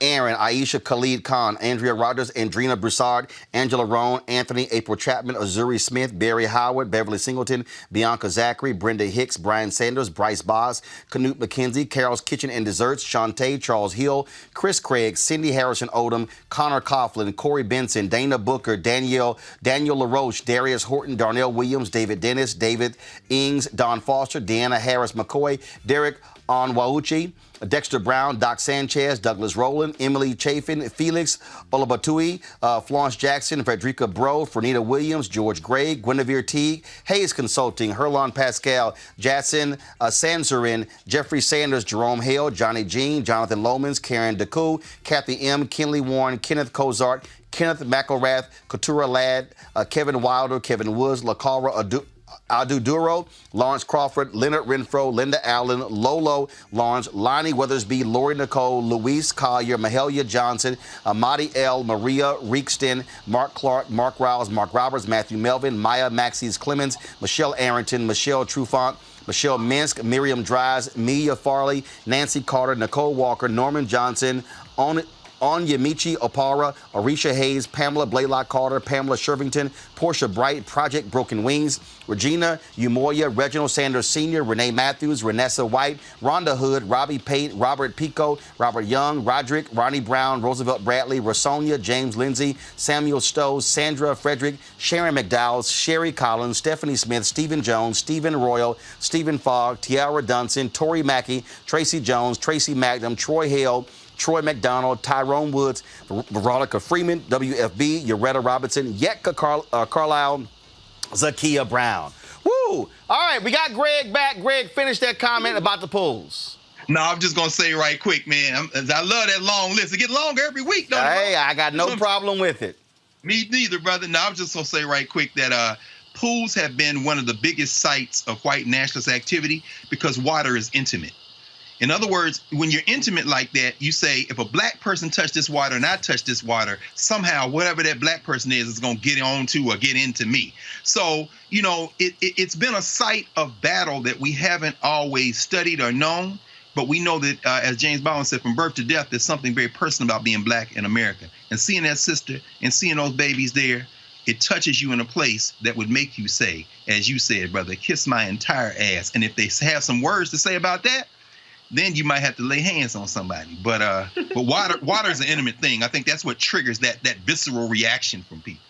Absolutely. Folks, that's it for us today. Y'all, ain't no other show doing what we do in the way we do it. The panel we have, Erica, Greg, Reese, thank you so very much. When you look at the guests we had today, from Angela Peoples to Senator Doug Jones, Tamika Mallory, Mayor Van Johnson, Shireen Mitchell, breaking down the subjects dealing with Ebony Magazine and Nick Cannon. It was some other stuff we didn't even get to, y'all.